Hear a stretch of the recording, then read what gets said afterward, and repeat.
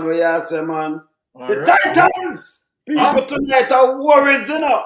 Let them know They that. say, Pantan, if you look on the heading. Good night. Yeah, man, good night. Good evening, good night. Aye, you better. If them look on the headings, you know, they tell us that the integrity diss them. And the Titan are going to finish them off, you know. Let me see the heading. Where's the brother? Where's the brothers? What do you mean? Yeah. And that's how I go on, yes. Right. The finishing now. Finishing touch. That we are talking about. I'm going to touch the Prime Minister in 18 and a half years when the Jamaica so prosperous. And the guy come back with that. Remember, you're Prime Minister. Number one, him and a Prime Minister, him shouldn't even chat to nobody, you know. Exactly. He's a disgrace. So, me start this. I remember when I ease up on you, we not big friend run here, so we are Mandites. We run here, so. And people, when you see Arrow, you know, through the correct thing, I think I just talk to him since night. Yeah. So, you might not see me now, but by next week, I think you will see. Yeah? So, you might not reach him. Arrow, anyway. I'm always a watch. You know them way there? Yes, so you up yourself. You understand? So, you know the thing go ready. Yeah, man. Let's start Titans down because at times they start slap them way. Tell them that tonight is Full Metal Jacket. Oh, you mean Full Metal Jacket? Want to hear that? Full Metal Jacket. All right, listen up. Now I'm a burn.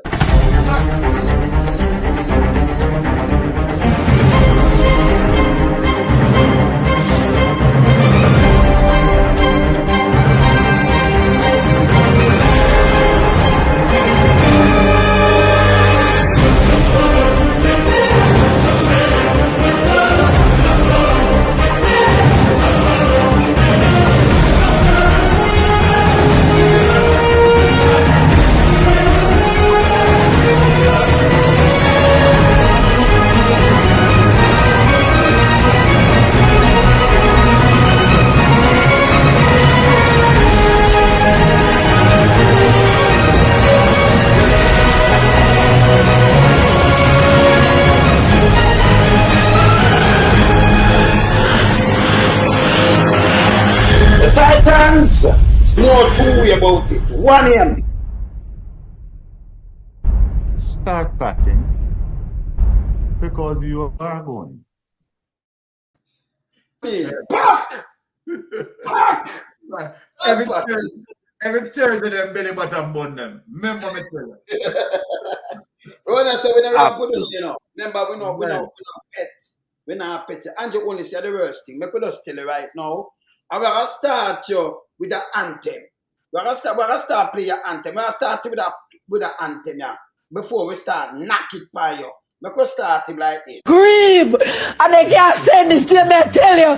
May I tell you, I know. I never expect this from you. Regardless of why you shouldn't do the Labour Party, you're a fucking wicked man. And because of blood clot greed, you sit down there for blood clot 8 years and you full of blood clot cry. You understand? And and then this is where you do the party and you do the MP. Grieve, you told me hard grieve, and I can't send this to you, I tell you. May I tell you, I know. I never expect this from you. Regardless of why you shouldn't do the Labour Party, you're a fucking wicked man. And because of blood clot greed, you sit down there for blood clot 8 years and you full of blood clot cry. You understand? And then this is where you do the party and you do the MP. Hello, good night. We're done with him, you know. Titans done with him. Yeah, man. Yeah, man. I'm anthem that. All right. And I just see man that fee and just see myself, he anthem. Full in crowd. Yes. Yes. And I talk about the next people are eager. Every time Andrew run out and talk, you know, brother. Every time I run out and talk, remember I run out and talk on the NIDS. And what did happen? Me could knock him on that thing, you know.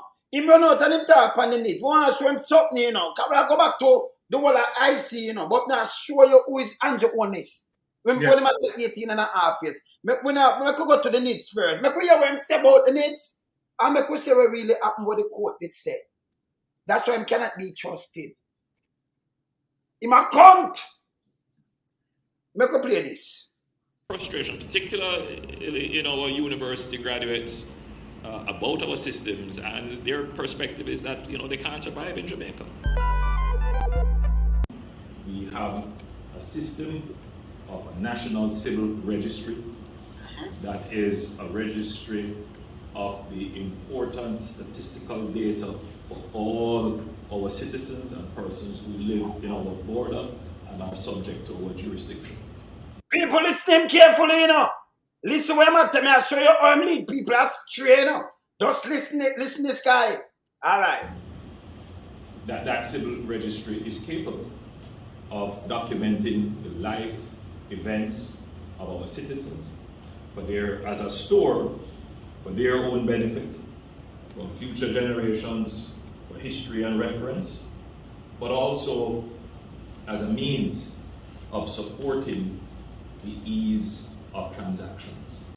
We're moving ahead in parallel with the system of digital transfer through the central bank, the digital central bank currency, so that eventually all our payments, all our social support payments, our PATH payments and so forth, and eventually salaries from public sectors will be going through our digital system.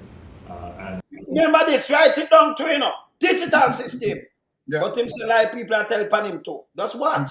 Yes. We will be a force pushing that through, and we are hoping that the banks, as much as possible and as far as possible, will also encourage their customers to move onto the digital platform. Him say open. Him say look while him open that the bank will encourage. But me have other thing I play with him, you know. When him say the bank them a move. So him say open yourself, right? That them a do it. All right, continue. We are living in a time of great change. It's a revolutionary time.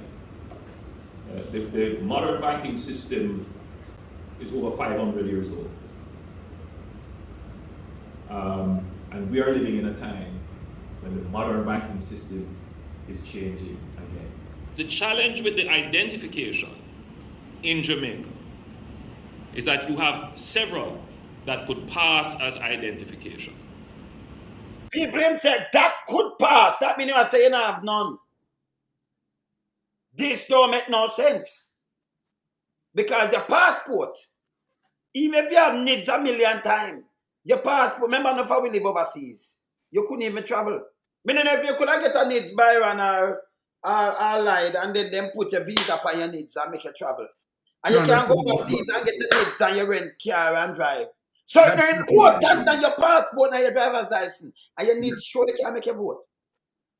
Where you know you vote for who member of parliament when them go elect government and all kind of things, right? Yes. Continue. But it doesn't satisfy the banking standard or several other. You know him say where you have not satisfied banking standard. You hear the foolishness. Look, this one entity standard. And therefore, the banks sometimes have to go behind the identification that is presented. Yeah. Because there is no banking, there is no identification system in Jamaica that is absolutely foolproof, except maybe. So then it's can't foolproof. Let me tell you something, idiot Prime Minister. You have identity theft in America, Canada, and all over the place every year. So them just knock a wife. I know when I get back their money there yet, you know. Yeah? What foolproof, brother? If you have Pentagon, where every day them send it to Pentagon because they want to break in and move things. Feds have to stop some of them company they for pay out money because people break in and lock it. You know that, right? Every year. You have cyber war right now, Agwan. So I tell the people, I tell the same lead people Australia, while this guy is a dumb guy. You know? Continue. For our passports and our voter ID. You know what it is also doing to our young people?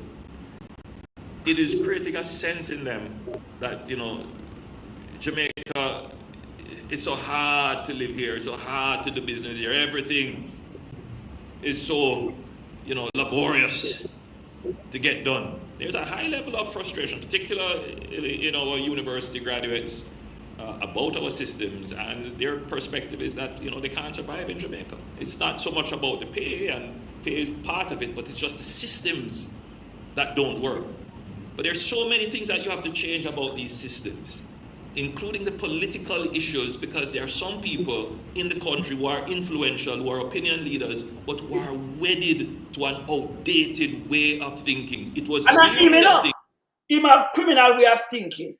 Continue. Thinking that created the problems in the first way. My job has been to challenge them and to bring a different perspective to the fore and to be strong in pushing through these perspectives to ensure that Jamaica becomes an efficient place where the next generation of Jamaicans can feel very proud of their country and the systems that are in place, instead of feeling very disenchanted with what is happening here. So when that people are bullshit, I'll show you two more things and then I go to it. Look on this now. My name is Daniel Thomas. I'm the president of the Love March Movement, which is a youth organization, and we have an initiative. Take note where this young man up at university I tell him, and the young man never wrong.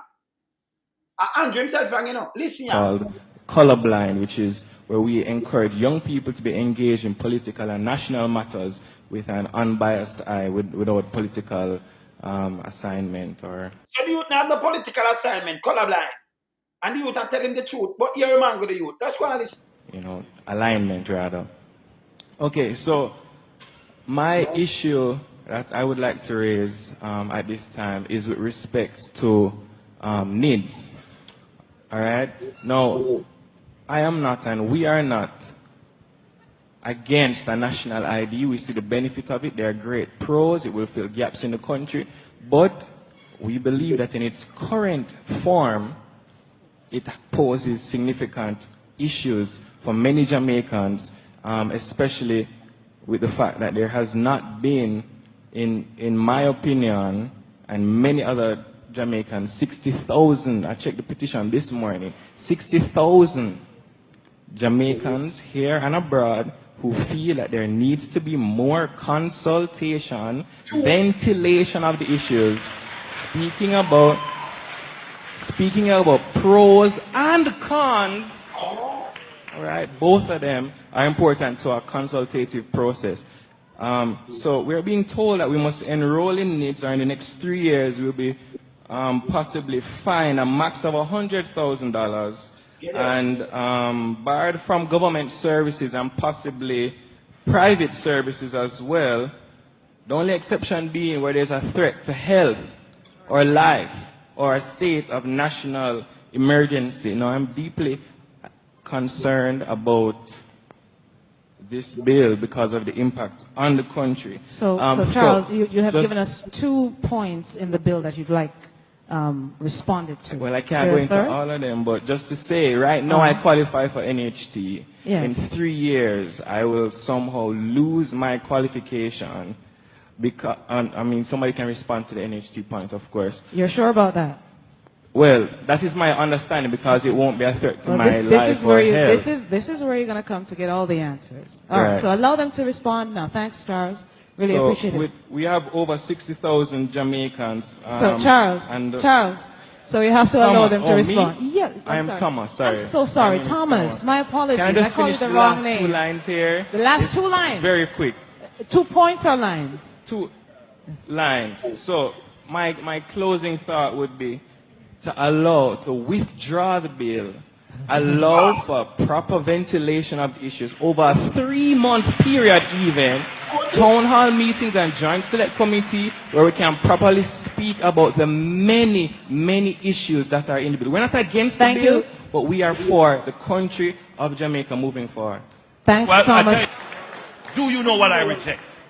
I reject the view that somehow you have a higher moral authority on this matter than I do. You have more moral authority. You hear this? And here, the nastiness them, in pubic straw, them are this the youth. Yeah. I am not here to create, and I make that point very seriously, because I am not here to create a system that is going to deprive Jamaicans of their freedom. And you know what else? But the bill I does. am. You say what the bill does. It right. Now I show the same right, you know. You can't follow nothing out of all this more. That's why I play this tonight. Look not now. hiding from consultation. I am here facing the question. Yeah, I'm going to drop word pan the opposite side now. Listen. Unlike most, I am facing the questions and answering them. And I will go to every church in Jamaica. People, I know the guy not answer the question. Him attack the young man and him not answer nothing because him that try to tie up the people them. Yeah? Talk about him digital and him NIDS. Listen. I will go to every room, every house, and I will answer them. Because I am not trying to take away anybody's... Get there. Deal with him, Prime Minister. No, you have a young man who could have be my son. My son name old than him. Now I have not asked. He more somebody named 20. Me have some old than him. Yeah, enough for years. And you also deal with him, Prime Minister. That's so disrespectful, eh? Deal with it. Them, you know. In a little dirty clique. Deal with him, Prime Minister. This is how him deal with people. Continue. Right. Deal with the Prime Minister. And I find that this discussion... It's a nasty charge, man. There's a sniffy there. See, mommy, two and the whole of them and a ball out deal with him, Prime Minister. Them same man. Continue. Disingenuous, unfair, and untruthful. And I will tell you, Jamaica, I am not going to hide from this. If you say that you are for Jamaica and that you agree that we should have a national civil registry, then let us talk. We want a national, one of the registry we want to have your friend them around you are trouble little picking them girls and boys. We want that registry. But you don't give it. Chuck said no because you're going to send the people them to prison 2 times now. That time friend them rape little pitney, you know. Pedophile them. All of them involved in it. Trouble little pitney. Continue. As we are doing, but let us talk on the facts of the situation, not on the untruth and what we make up. Let us discuss the facts. All right. No, people, him don't answer when the youth are tell him what the rape registry him don't want it. He matter about civil. You don't go for that registry there. Yes. That pedophile registry there, yeah? No, him not answer the youth when the youth ask him about, you know. If you take with the benefit and everything, you know. But he may go every church and every nook and cranny. And this and more. I know him not answer a question. Continue. Thank you so much, Prime Minister. My name is Glendon Martin. I am a student of the University of Technology. And I had a question, but the President had a similar question, so I'll allow him to ask a question. But what I have to say, well, I have a comment, actually. The gentleman that asked the question on NIDS, Mr. Prime Minister, I was taken aback by the way you responded to the question. I felt that you came across too strong, and when I was listening to you, while I was listening to you, I was saying, should I go and ask this gentleman a question? Will he answer me in the same tone that he answered the young man?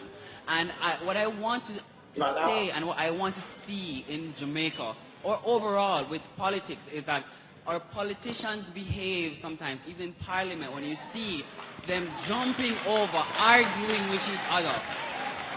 Our young people are looking at this and they're saying this is something that is right because the politicians, the leaders of our country, this is something that they do.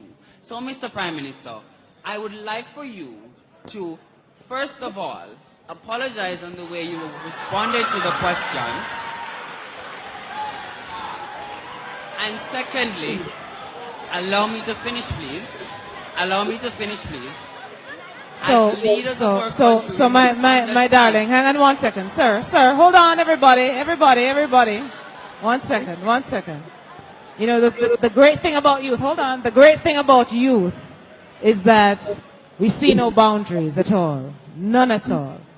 I think that you possibly could think hard on your comment and suggestion, really, in terms of the implications. I understand. What kind of implication? Naomi, move from front of me. Move.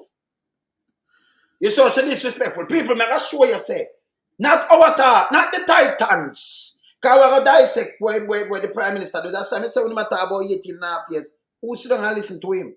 We're going to show him the 18 and a half years too. And we're going to the speech. But let me show you, say, the man did wrong. The man did a try capture the youth them.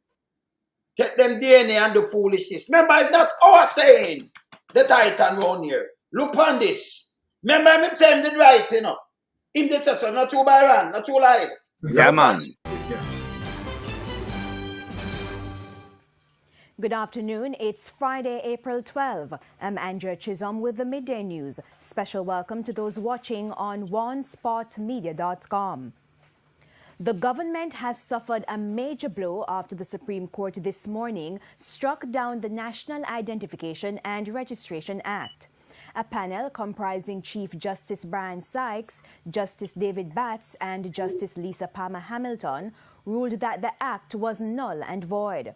Chief Justice Brian Sykes. By the way, people, if the Prime Minister did right, what am I do? And the young man did right, you know. When the Prime Minister did that sell to the people, I have to mash them up.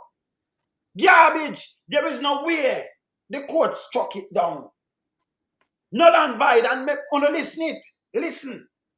But yesterday, see him have it and did I sell it. Yeah? Want to lock up young people, charge them and do all kind of things to them. Like the youth, them I eat that. Play this. Explains the ruling. And we were of the view that the protections, such as they are in the statute, were inadequate and therefore a violation of the right to privacy. Having declared some of the provisions in violation of the Charter, we were of the view that what was left could not stand because on two bases. One, that it was so bound up with the other provisions that there is no way it could survive by itself. That's one route. And the other route was that what was left would still be in violation of the Constitution. And so on either basis, we were of the view that what was left could not stand by itself. And so we were of the view that the National Identification and Registration Act is to be declared null and void and of no legal effect. All right, so I can go outside now. So let me ask you something now, Titans. And by the way, tonight, with Dub, the IC, fellow Titans, including Pantan. Yes. Yeah. Titan. Yes. With Dub them, the Pantan Titan, big up yourself. Sykes Titan and the one of the Titan of the IC. With Dub, you as Titan too. Uno are Titans. We not play around here. Yes, brother. So we Andrew, the first one I will show you, you know, to come off and I tell about no, and this will be the real thing, and you know, move country forward, and all this is bullshit. Him did right? Can you imagine him put it out there with the stroke, what the court say? Talk to me, the Bible. All right. So basically, as it relates to what he tried to force down, as it relates to pushing NIDS onto the Jamaican society, was totally wrong. And his response to the gentleman, the young university student, again, is definitely wrong. Here it goes through the process of the judiciary. And the judiciary flagged it on two occasions. One, to the fact that it violates the right of privacy. And two, it violates the Constitution itself. Now, on those two bases, right, significant as it relates to the violation of NIDS, right, the court rendered it null and void. But let us ask a question. For me, fam, and we have the tax registration number, right, the TRN. Yes. Right, and here you're showing NIDS. I want to know that, okay, what information that processed through the TRN, right, that NIDS would have captured more information? What would be the significant difference? Let me answer you. Yes, Let me answer you. Exactly. Remember, I did come out and I say, listen me, you see the TRN? Yes. But your mother this time with them capture are the same exact thing them are use. You know what them come and say after them get struck down? So we're going to use the TRN base. Then what we are with the NIDS. You go use yes of the TRN. If you buy a bike, your house, you go for money at Western Union, anywhere at all, you use the TRN. Yes. If you have a voter's ID, you have your TRN. If you have a driver's license, TRN depend it. What we are doing the NIDS? You go borrow money, chop it, and I waste money on the table. Foolishness. Exactly. If they want the youth them fingerprint and certain things say him can go plant and go lock up the youth them and do all kind of things. Because them not good enough. Yes. They go to the youth them not love the youth them. Yes. The guy young go work for the big boys them. And we are burning. We have to burn Andrew Onlis. Him a garbage. Him is a disgrace to Jamaica. Continue, my brother. So when we look at both categories as it relates to NIDS and TRN, and you ask yourself the question as it relates to, okay, as it relates to the process in terms of identification and anything that you are going to do as it relates to anything tax related, right? The TRN capture that. So then when we go to NIDS, NIDS is just utilizing itself as a carbon copy. But the thing with NIDS, right, it is going a little bit further than the TRN into becoming totally intrusive on the private life of people. So then this is where I'm going, and this is why the court have to really knock it down as it relates to the privacy of the individual, right, and breach of the Constitution in terms of protecting people's privacy. Now, remember that if you have a system that you are going to switch from the TRN and you go all inclusive with NIDS, now we are exposed to serious danger, because as you will think as it relates to cyber attacks. Yes. Right? Now, put it this way, that if you have a system, right, and you don't have a backup system to that digital system, if in case that you get a cyber attack and the entire system locked down, right, the entire for whatever period that the culprits, right, who lock down your system for ransom attack, right, Jamaica can be handicapped. You understand? As it relates to that, several businesses are going to be affected. So the open exposure as it relates to NIDS.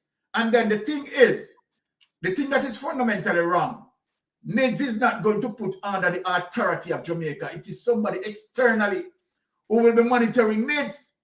You can't have people you can't exactly. You can't have people privacy. We're external forces. By the way, the data. By the way, them have on the year since week, them say last month the MoneyGram, them breaking of the data and them lose some data. People data. No, that dangerous now, you know. We don't know what they do with it. Because you might have sent money through MoneyGram to your people, them and other people, but them lose them data there, you know. Them send them, you know, some cyber, them thief some data from MoneyGram. Yes. And we know you're not there. Some last month, them do it, you know, and them just say it.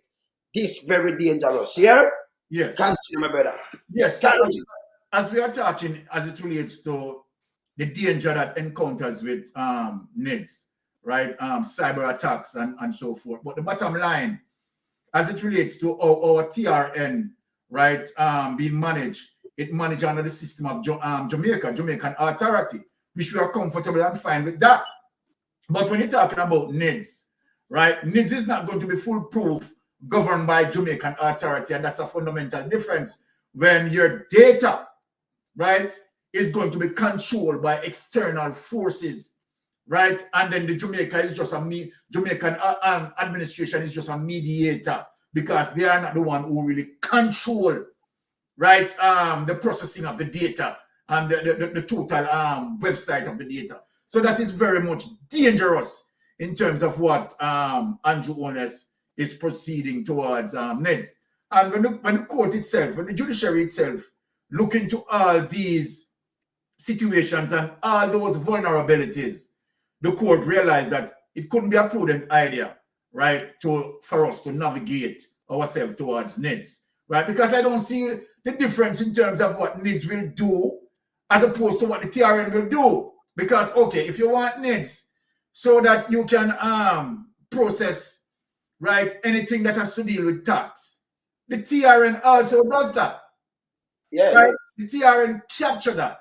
And the tax registration number, that TRN, you know, tax registration. Tax registration number. Yes. So the TRN control all of what the potential aim of NIDS, you understand, is going to achieve.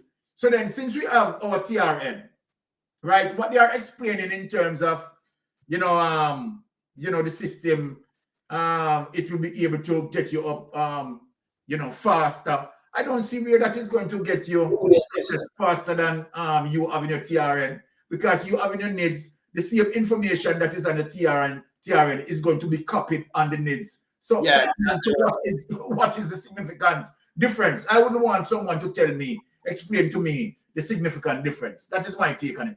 All right. So, Blind, before you come in, so let me tell you again, people. The Prime Minister make him speech and then go around and I try to push this to people. In the right, the court have struck it down. It's not a guy where you can believe and listen to, you know. I don't know where am I going to think that people are idiot. You could have tricked them in 2015. You can't trick nobody again, boy, you know.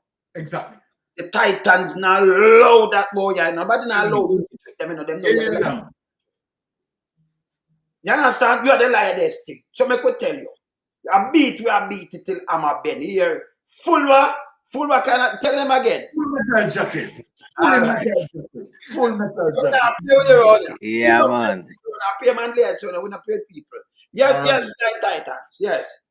Well, as you know, bless up the people them once again. But we have to just highlight Andrew Holness as a man of controversy, you know. Because without controversy, him can't find himself in the spotlight. I remember him not doing nothing of purity, you know. Everything him do come with a dark shadow surround it. Now, Jamaica, in its concept, as a little Caribbean island, yes, with great economic strain and burden, both internal and external, as it relates to a whole heap of foreign debt. And, you know, in a Jamaica now, the social economic side of things, it's very deplorable. You already have several identification that the people of the country are used that are credible identification. None more so than the passport. But, you know, let's just concentrate on the ground locally. A passport is something where you use for overseas venture. Yeah.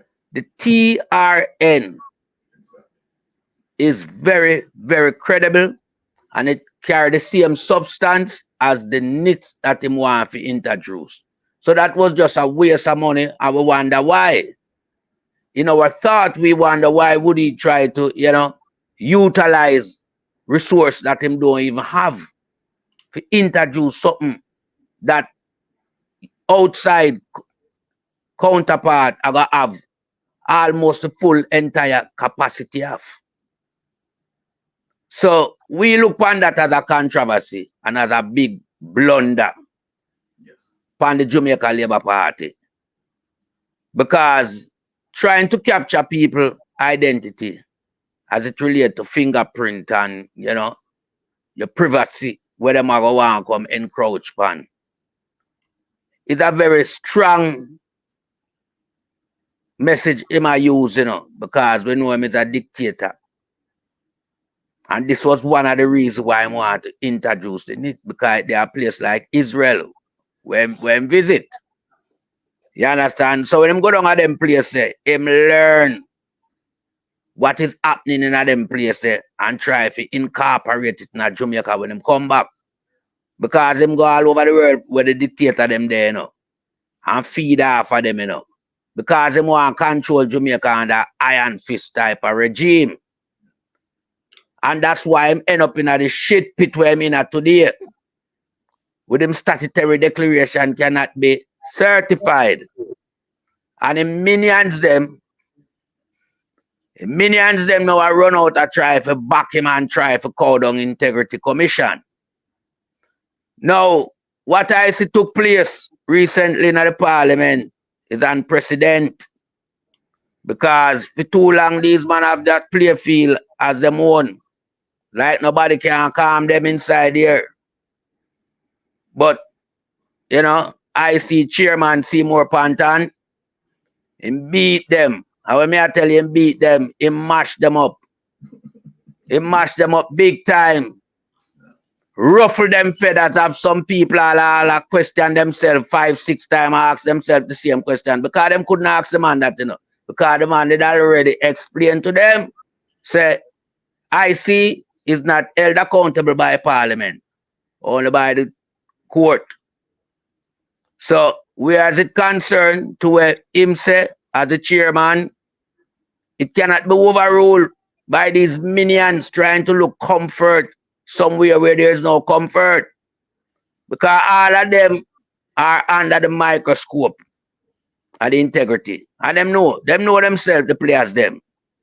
So, as I, you know, will reiterate, the controversy that the Jamaica Labour Party has, you know, find themselves in today is something that them never expect would have explode upon them in other way it explode.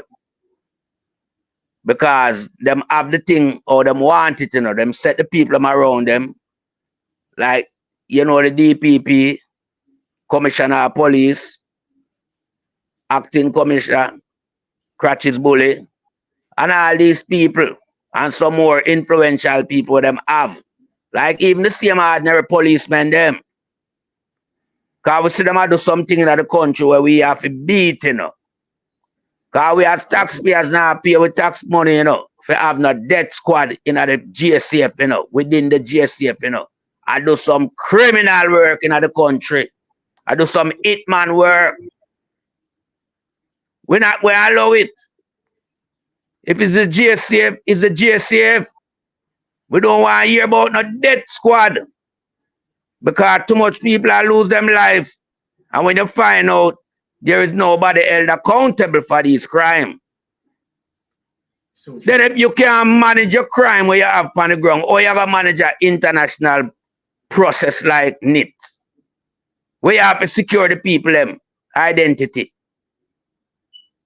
As Byron said, if anything, everybody just lock away from all the activities where them to carry out, you know.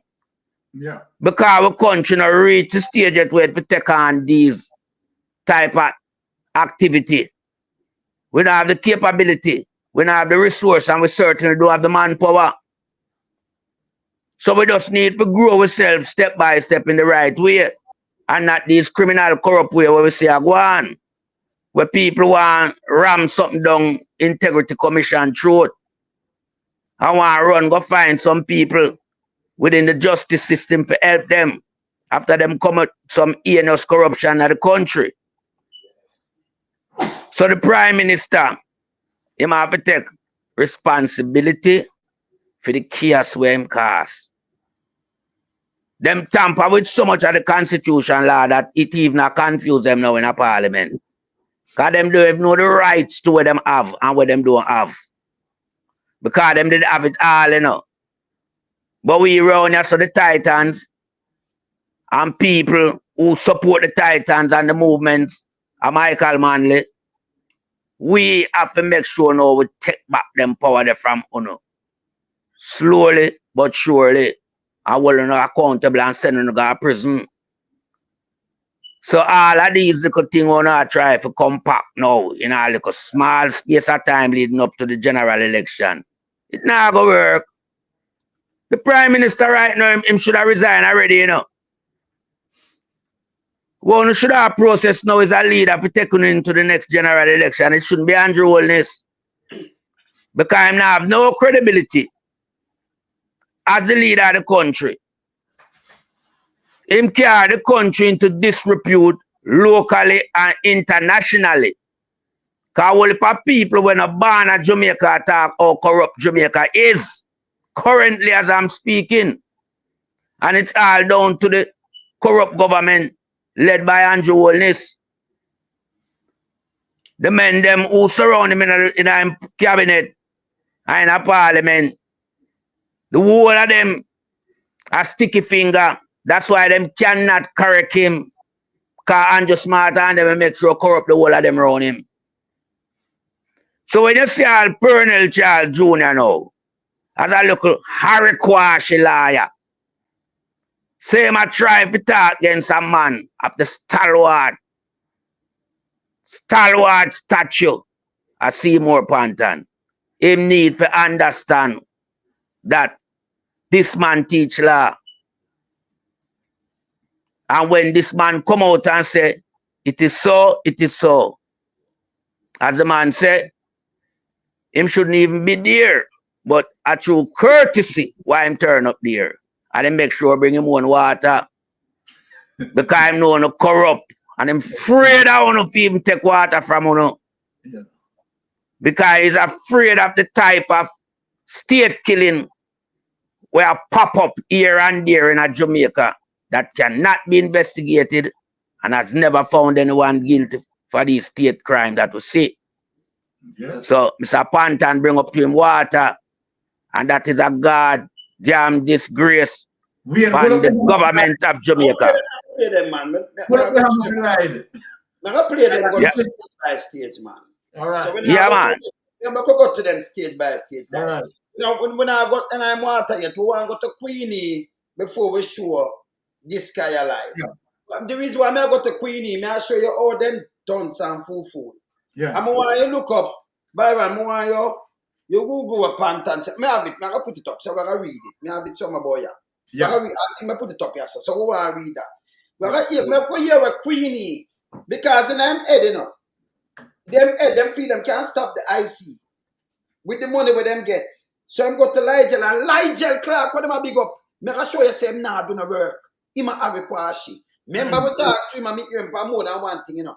Say, you know, when him talk, the bureaucrats should do the work and if them not carry it out and what have you. So it make him look good when them work. Him no know say, Nigel Clark, the finance minister, never know say, the IC do them auditing for the 6 year existence. Them never know, and them get it in the report. Not my word, not the Titans' word. We want to play it live and then we dissect it. Because tonight I'm there. If I beat it till I'm a bend now, let me wipe off the claw. Yeah. If I beat it till I'm a bend. Yeah? So just listen, Queenie, him think him can take revenge at about money. Well, we don't until we get the audit because them never audit.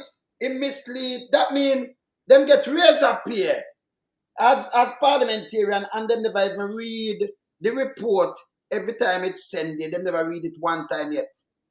Them that know said audited every year. But hold on. I audit, never play it. Yes. Before you play it, what is so embarrassing about that situation? Remember that Warmington, yes, obviously is on the Integrity Commission Oversight Committee. Now, Warmington is speaking about, you understand, such audit to Nigel Clark. It is not only that Warmington doesn't is not reading the report. Also, Nigel Clark is not reading the report because Nigel Clark should have responded to him to say, no, Minister, that's an annual thing being done and we have the last audit. So then for Nigel Clark to be confused and did not answer, you understand, that question that he's asking, it goes to say that, okay, Nigel Clark is not reading none of them. The report. None of them. Reading the report. It's none of them. It's embarrassing. People, not about that. That's what I say. I tell you, say the man them not working. Yeah? The man them not working. Them can't even spend time to read a report. I don't take 300%. Crazy. The Titan Panton say, Titan Panton, you will call him, remember him now, the Titan Panton. All right. It's a listen when you're not reading that report. And he's not called back in the paper. Hear what them say. Hear what them run out and say. We could play this. When you listen this good. Over the years, I've asked under Omar Davis as minister, Peter Phillips as minister, Ollie Shaw as minister, and I've asked you also. But I must commend you that for all the 4 or 5 ministers of finance, you are the first one to have ever had the Department of Audit General Department audited and presented to this Parliament. I think we have 2 years audit now due. So, you say I'm the first one, but you say the due from 2021, 22. It don't make no sense. And I'm congratulating about something due. Yeah. So can you tell us whether those are on the way? The Minister of Finance is supposed to be auditing that department. So how far the Minister of Finance there from Parliament? How far it there? Which part is there? Cuba? Where there? In New York? Bien, he also admitting just a while ago that for the past 2 years, he has not been reviewing, you understand, the Integrity Commission report when it's been sent. And that's what admit to, you know. Yes, but them not know what the audit part of the audit. Them not read it, none at all. Exactly. The audit. Where are we? When are we going to see the audit the last 2 years for the Audit General Department? Here it is. The Auditor General Department. So the IC department, them not read that none at all. The Auditor General over 2 years, and him congratulate them and I big him up. Yeah. Huh? Yeah, man, so you congratulate him and you don't get nothing yet. Here? Yeah. My God. What year are you speaking about? This is embarrassing. What year you speaking about? So him congratulate Nigel and him ask you what year? Yeah, you know. Yeah, so Just a minute. Your financial secretary can ask you to ask me what year. You know the year that you'll table it here. Yeah. So she should know the years that are outstanding. Okay, So all you saying the elevator no, you're in an argument. You hear this? So I'm glad that you began with a recognition of the fact that you worked and it got that here. That we do what? And it not there? You me tell you them bogus. You saw them fast like Andrew to him, man. Say me everything man just said him fake, you know. Continue. Administration the first to, as you have pointed out, to deliver on this responsibility. Yeah. My information, member, is that what you see it in work out for my information. Yes. My information, me tell the same not doing the work. Them only say, hey, me reach us, and then him go around and feel good. In my punk. Term as the outstanding year, and I'll correct this if I'm mistaken, but what you determine as the outstanding year, correct me if I'm being mistaken, is already en route to Parliament. And that so Byron, yes. Live. Yeah, when I'm saying en route to Parliament, how far Ministry of thing that they from Parliament? Finance. Where there in Moscow? No, son, just down a seaside, man. Continue. Is the outside would be 22, 23, right? 23, 24, we're not yet. But 22. See, the 22, 23, now get it, and 22, 24, no, 23, 24, not yet. But the other one, yes, still them congratulate him. Foolishness. 23 is on its way to Parliament, or it might actually be here already. Wait, hold on. But Nigel Clark is wrong because the Integrity Commission send it on an annual basis. No, the Integrity, no, the Auditor General won them attack. Okay, sorry. The Auditor General won. So, he must say from 22, 23, he not reach yet, and it's way. No, 24, you know. So the 23, 24 not ready yet, but the 22, 23, and it's way to Parliament. The finance ministry does up the road and Parliament there, so but it's on its way. It take a Concord. And maybe it's a ship it a company, you know? Yes. That's the question I asked you, give the answer. Yeah. That they're on the way. That's why I asked where we are with those. Yes. But that to ask me which him. Hear him now. Then I say I have 3 departments, Mr. Chairman. Member, I'm going to please the third. I'm leaving the focus second. on the questions that you're asking. I've been focusing on it. Maybe you're not hearing me. You stop clap. Because I'm going to Interior Commission now, and they come after you. You hear them coming after you. So them have it like the Integrity Commission on them. Them are criminal, you know. You integrity, I'll go to them now, and them coming after you. You hear this? Unjustly. So let me ask my questions. Unjustly. All right. The Interim Commission, I see you giving them almost the next $1 billion here. It's raised from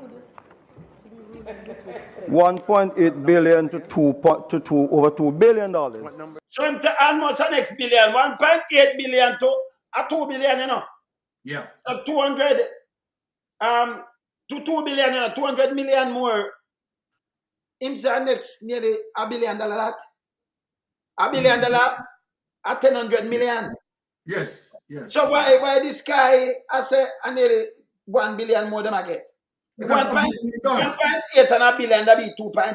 Yes. In the crunch Matt Snyder. You might one of them. Continue. You're giving them $193.3 million in addition. See, 193.3, so less than 200 million. So I'm almost $1 billion. That's almost $1 billion. You hear him? In the different from the guy at Portland. Continue. Okay. Direction and management, you have 1.3 million. Financial management and accounting services, 3.6. Human resources, that is the increase in salary that you talk about, reclassification, 59.2. Administration of internal audit, 939. The issue is, we haven't seen an audit of that department table this house, but they're spending taxpayers' money. What I need to know, who is responsible for auditing that department to present the report here? People more do not hear this. Can I show you it audit every year, you know? Yeah. It's in the annual report, you know. Them nastiness are not doing the work for more money, but them are collect, you know. Not the thinking Queenie and the rest of them, you know. Not even Ligel Clark, you know. Continue. The issue is, the Auditor General cannot do it because she's illegally sitting on that as a commissioner, as against what the Constitution provides for. So who is going to provide the audit for that department? When are we going to see audit for that department over the years? And secondly, this amount you have here, 193 million, does it include any part of the employment of overseas forensic auditor to look into accounts here? And if so, how much of this is going towards paying overseas forensic auditors to look in people's look into people's area, people. You say I'm a criminal. How much I go to people overseas to look into people? Remember pay about a little part. You hear him, Byron? Yes. You hear him, right? Yeah, man. Yeah, man. I want to address it. Yeah, now make you address him. Man, play about a little part and make you address him. is going towards paying overseas forensic auditors to look in people's returns. To look into people returns. To look into people's return. That means them have it return or hide. Continue. And secondly, before I go any further, in that you are dealing with the department, in acquiring the services of the overseas forensic auditor, we want to know what procurement method was used. Yes. Was there any procurement method? Remember, him the know say, all right, him there say no know say, oh, Ligel will tell you this. Look how them don't know. Them not read, all right. Continue now, better. Continue.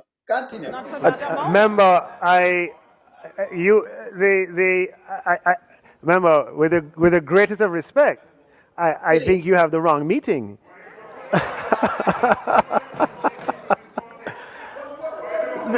There was a meeting earlier this morning, the oversight meeting. Were you not there? The funds, you are providing funds for them, so they must justify to you why they're asking for this. Right. So remember, under our arrangements, to preserve the independence of the Integrity Commission, funds are provided on a line item basis. And it's within the powers of the Integrity Commission to use the funds that are provided by the government and taxpayers of the country in ways that are consistent with their mandate. To the extent that you have a question on how they have chosen to use those funds, I would humbly submit that that question is better directed to the Integrity Commission. What about the question about audit of the department presented to have been lived in the house? People come like embarrass him. I will show you, like, now make you read it, and then we're gonna knock him up, we'll mash them up. Now make you read where Titan Pantan say. It put it out in him, answer them, Make him go and talk. The best information I have is that the Integrity Commission would be audited by a private and independent auditor. Yeah, when him the finance minister, Uncle Thing him have, listen. A private and independent auditor. This already been acquired? No, as I said, we provide line item resources. No. The auditing, you were told that independent auditor will be doing it. Right, so my asking is, have you already acquired the service of particular independent auditor? No. Remember, again, that's a question that is better directed to the commissions of the Integrity Commission. We provide a line item. We provide a line item of expenditure to the Integrity Commission, and they decide how to use those funds, and they are accountable to the Parliament through the Oversight Committee. So to the extent that you want to hold them accountable, I'd suggest that you use the proper organs to do so. Yeah. Thank you, Minister, for the answer. But we need to make it clear that you are the Minister of Finance. Not across there. You won't see that chair. Somebody clap over there when me talk. Mr. Julian said him now go see the chair no clap. Which chair? Well, make sure move you. I send you a prison, dirty thinking queenie. You have to stop piss pan foot. You have to stop the people foot and walk and piss pan them. Try it on a prison and you say, well, go on. All right. I'm saying, Minister, I expect that the audit, we get an audit report of that department before the next financial year, before the next budget comes here. There's no way we're going to approve another $2 billion for a department that has not been audited for years. You hear this? If that big and bold, Hear this for years. And they might approve. Hear this. Okay? So I expect that the audit be laid here before March next year, because we're not going to allow it to pass through here. If I'm the only person to stand and say, no, I'm going to do it. And hear this. Him can't stop the money from going there, Him don't even know that. Him not have the power to do this, But there must be an audit at that department. Remember, I don't think any reasonable person can object to your you said lie then dumb too. Listen this. To your requirement. These are public funds. And I have no reason to expect that that's a difficult proposition. Unbelievable. Brother, before you knock them, I make you knock them. I want you read this. Let me just put it up. I make you read this right now.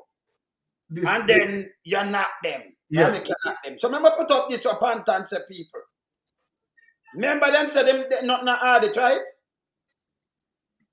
According to them. All right, remember see this. We can see it good, brother? Yeah.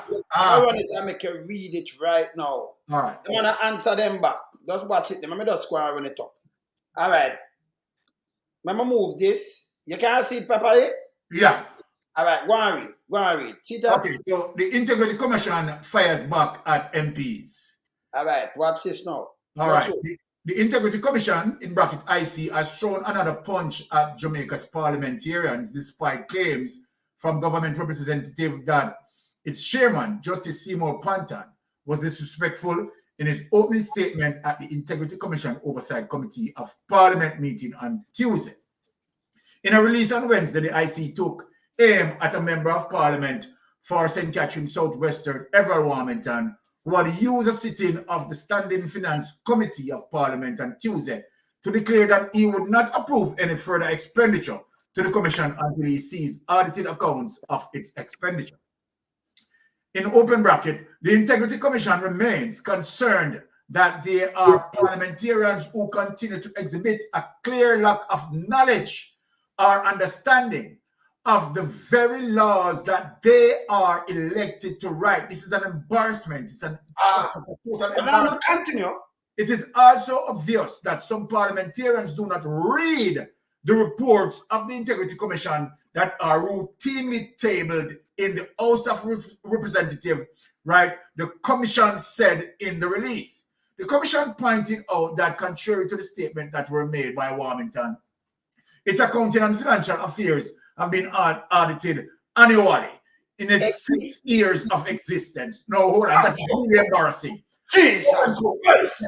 Yeah, open quote again. The audits in each case have been conducted by an independent external auditor whose appointment has been approved in writing by the Minister of Finance, Dr. Nigel Clark. This makes it so. I don't know what he ever get fired. Take away this, let me break it down. No. Continue. Okay. Said IC. For the avoidance of doubt, the annual audits of the Commission have been conducted pursuant to and in compliance with Section 20, subsection 1 of the IC Integrity Commission Act, which provides that the Commission shall keep proper accounts of its receipts, payments, assets, and liabilities, and such accounts shall be audited annually by an auditor appointed each year by the Commission with the approval of the Minister of Finance. Okay. So you want me to continue? Just that little part. Okay. So in respect of the 2023 to 2024 fiscal year, ended March 31, 2024, the Commission's annual report, inclusive of the audited and signed financial statement for that fiscal year, was submitted to Parliament on June 26, 2024. So, yeah, the report was formally tabled in the House Representative on July 9, 2024, added the IC. Good. Now, Wayne, yes. So, Commissioner Warmington, you see this? Yeah. Some people don't forget fired, you know. This is where we're money. Yeah, This is the public. Him and Nigel Clark. Yeah. And him couldn't stop the money from on there. Yeah. Come talk about bullshit. We don't know what Queenie are doing there. What the one of them are doing there? Yes, my brother. All right. So basically, on the report that we just read, right? It is now an open knowledge, right, that the IC, right, that's sending the annual report, right, also included the audit that follows by an external entity. Now, the big problem and the big embarrassment, you understand, that I'm seeing here, it is such a disgrace, to say the least.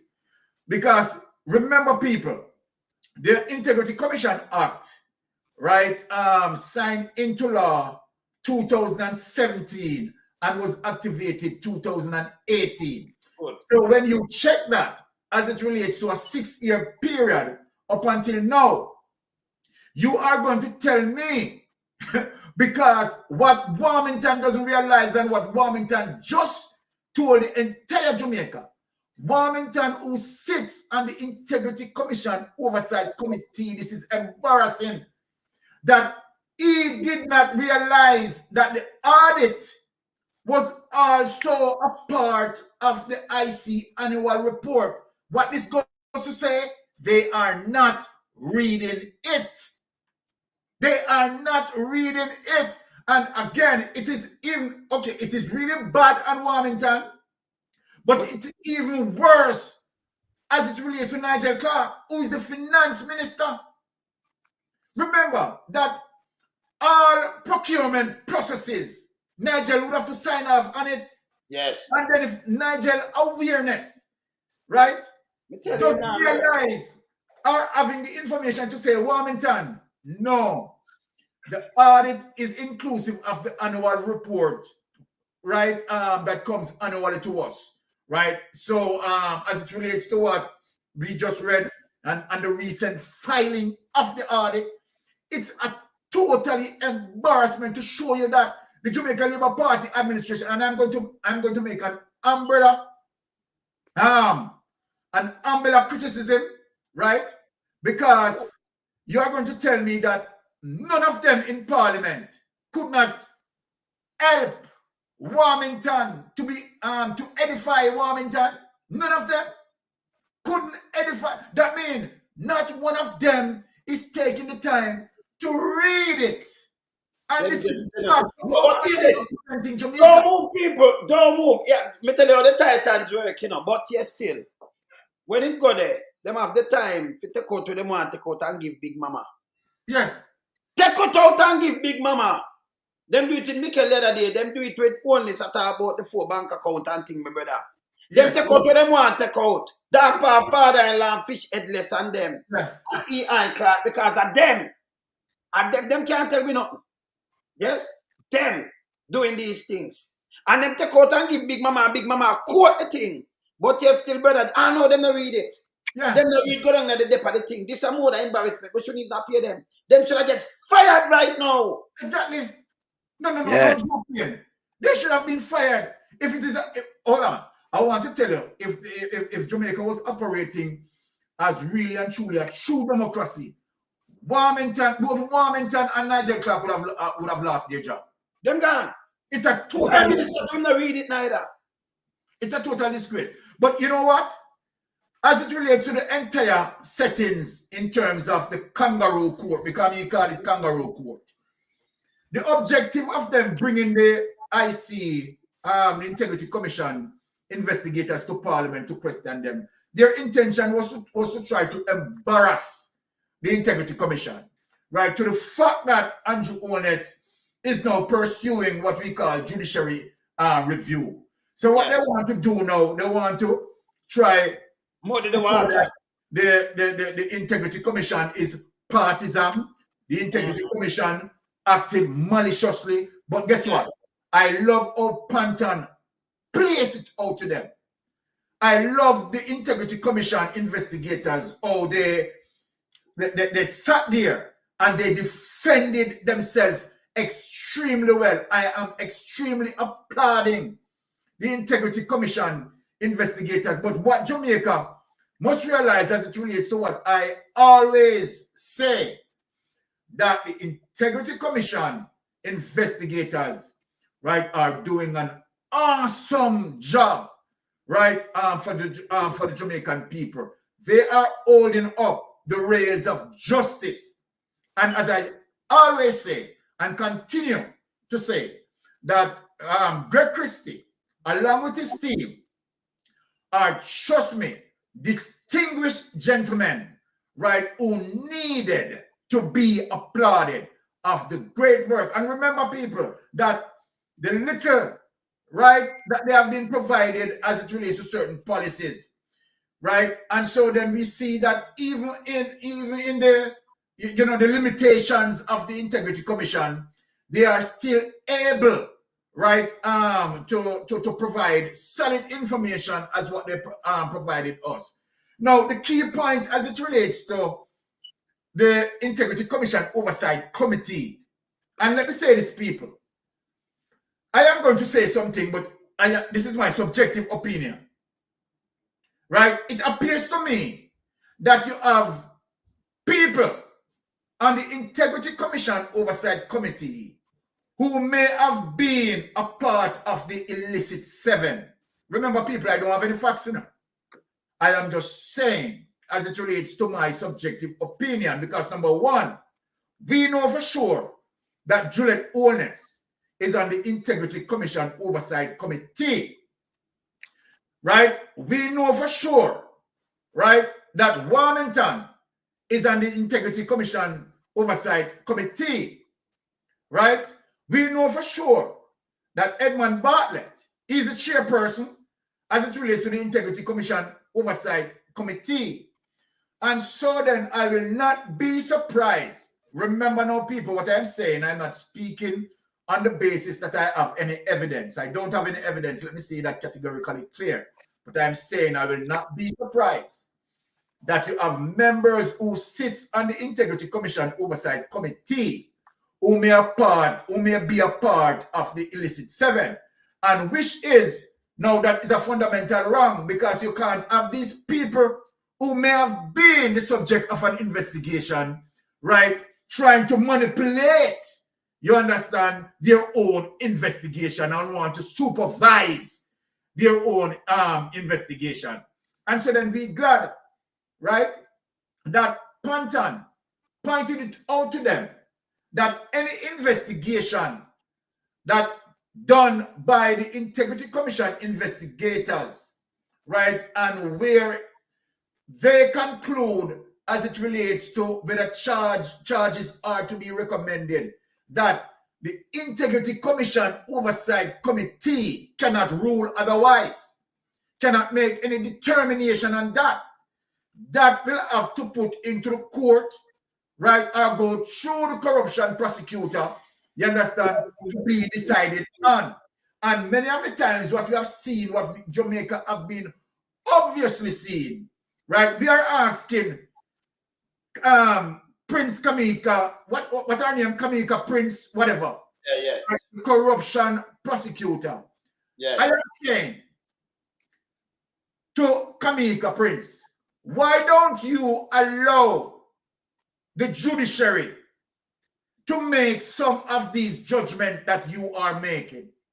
We are asking you that you can say to us, or you can do for us, the people of Jamaica, to say, okay, all right, with this particular case, as opposed to you, you know, inject yourself and don't want it to be going to the judiciary, right? And you make your determination without the judiciary involved, right? Because number one of the things that Prince Kamika did not do lonesome and did not do lied, right? She did not look at the fact that, okay, Andrew Holness lied to the Integrity Commission investigators. That is number one. Yes. Number two, let us look at what we call in law mens rea and actus reus. Mens rea as it relates to intent, and actus reus as it relates to the action that carry out the intent. So let us go to mens rea, the intent for the people to understand. The way how Kamika ruled on this case, Kamika is saying that the Prime Minister, right, did not deliberately lie. Remember, the Prime Minister has two omissions after the Integrity Commission investigators interviewed him. He told the Integrity Commission what he told the Integrity Commission, and they documented that. So then he, right, might be, he has been informed by a third party, I don't know, right, and then try to omit the information twice. Now, let us look now and deal with the true situation, and I know that might be lawyers are listening to me, and might be judges are listening to me. Now, let us make it make sense. Andrew Holness, for one, received what we call a workshop pertaining to statutory declaration, because I have read it, right? And all the members of Parliament, you understand, would have gone through that particular workshop and read, right, and be edified as it relates to the course of the workshop, which that particular course, right, as it relates to statutory declaration, declaring of statutory declaration. It speaks clearly that if you lied on your statutory declaration, obviously there's a breach, right? I don't remember the obvious section right now, but there's a breach, right, where you're going to be penalized. So then, for Kamika Prince to make a decision to say that, okay, and two omissions that the Prime Minister had done lied, right? Yeah. Remember, the Prime Minister would have received the workshop. The Prime Minister gone through the workshop. The Prime Minister was aware. It is not that the Prime Minister was oblivious because there was no workshop. The Prime Minister had gone through the workshop. The Prime Minister and members of Parliament gone through the workshop, gone through that particular coursework, and they were edified. So I am saying, based on that education, right, if a judge is going to make a rule to find out, okay, can we prove mens rea? Yes, we can prove mens rea, which is the intent. Why we can prove mens rea? Because Andrew Honest had gone through the workshop, had gone through the course, and was edified. So he knows very well that he must not lie on his statutory declaration. So then you have a workshop that Kamika Prince, you understand, could have resorted to and said to the Prime Minister that based on the workshop experience and that you have gone through the course and you were edified, not only that you lied on your statutory, not only that you make one omission on your statutory declaration, you have made it twice.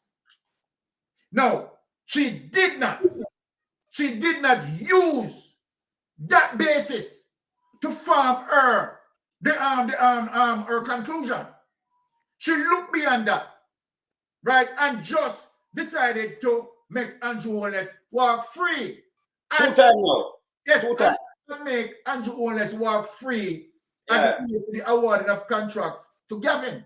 So I am asking the corruption prosecutor that, okay, this case that FID is going to investigate, right? And any charges that are going to come of it. I am asking Prince Kamika to do Jamaica justice. Try to be fair and balanced and say, okay, let me take away myself from this and let me put it into the court for the court to decide that. So we, the Jamaican people, all of Jamaican people are saying to Prince Kamika that, okay, if there are charges come forward with FID investigation, please don't interject. Allow the court to make that decision because based on the two decisions that you have made, you understand, we found you to be culpable.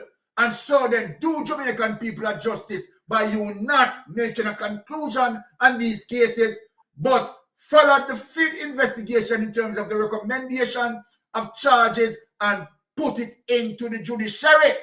And I'm certain that if you put it into the judiciary, Andrew Honest is going to be found guilty. And I rest. No move yet, man. Okay. She personally not get back that from FID, you know, at the DPP. Yes. And then we can't remember the DPP could have overruled she and do anything. Yes. If I go to the DPP and the FID now, FID now go back and chat to she. You read the DPP. And remember TAJ tax administration to talk to him too. So at the DPP, if you have the case. Okay. Because it's out there so now. The FID, the DPP. Yes. And the DPP, we're going to watch them very carefully. Exactly. Because Strike 5, well, the other one did and she's a little puppet. And them carry around put you because we know a case. Yeah? Them carry around put you around here. We know a case. And then you have some top liars and top people know a case. Exactly. From the FID, find them and TAJ, find them. Can't go by now. I'm a top from the court. Say back, and say charge them, have to charge him, you know. And them can't go around it neither, you know. So, I go to see, I want to beg on nothing, boy, and neither we name the Titans, because we watch you. Hold on. Yes. Let me answer JMRB Media because you know, I like when people speak, make them contribution, and we need to explain to them. JMRB Media said, I am not displeased with Kamika's decision. She did said the evidence is there, but not sufficient to prove beyond a reasonable doubt. Okay. That's the first one. Yeah. Which one of the cases that which one you're talking? JMRB. Yes. Which one of the cases? The first one.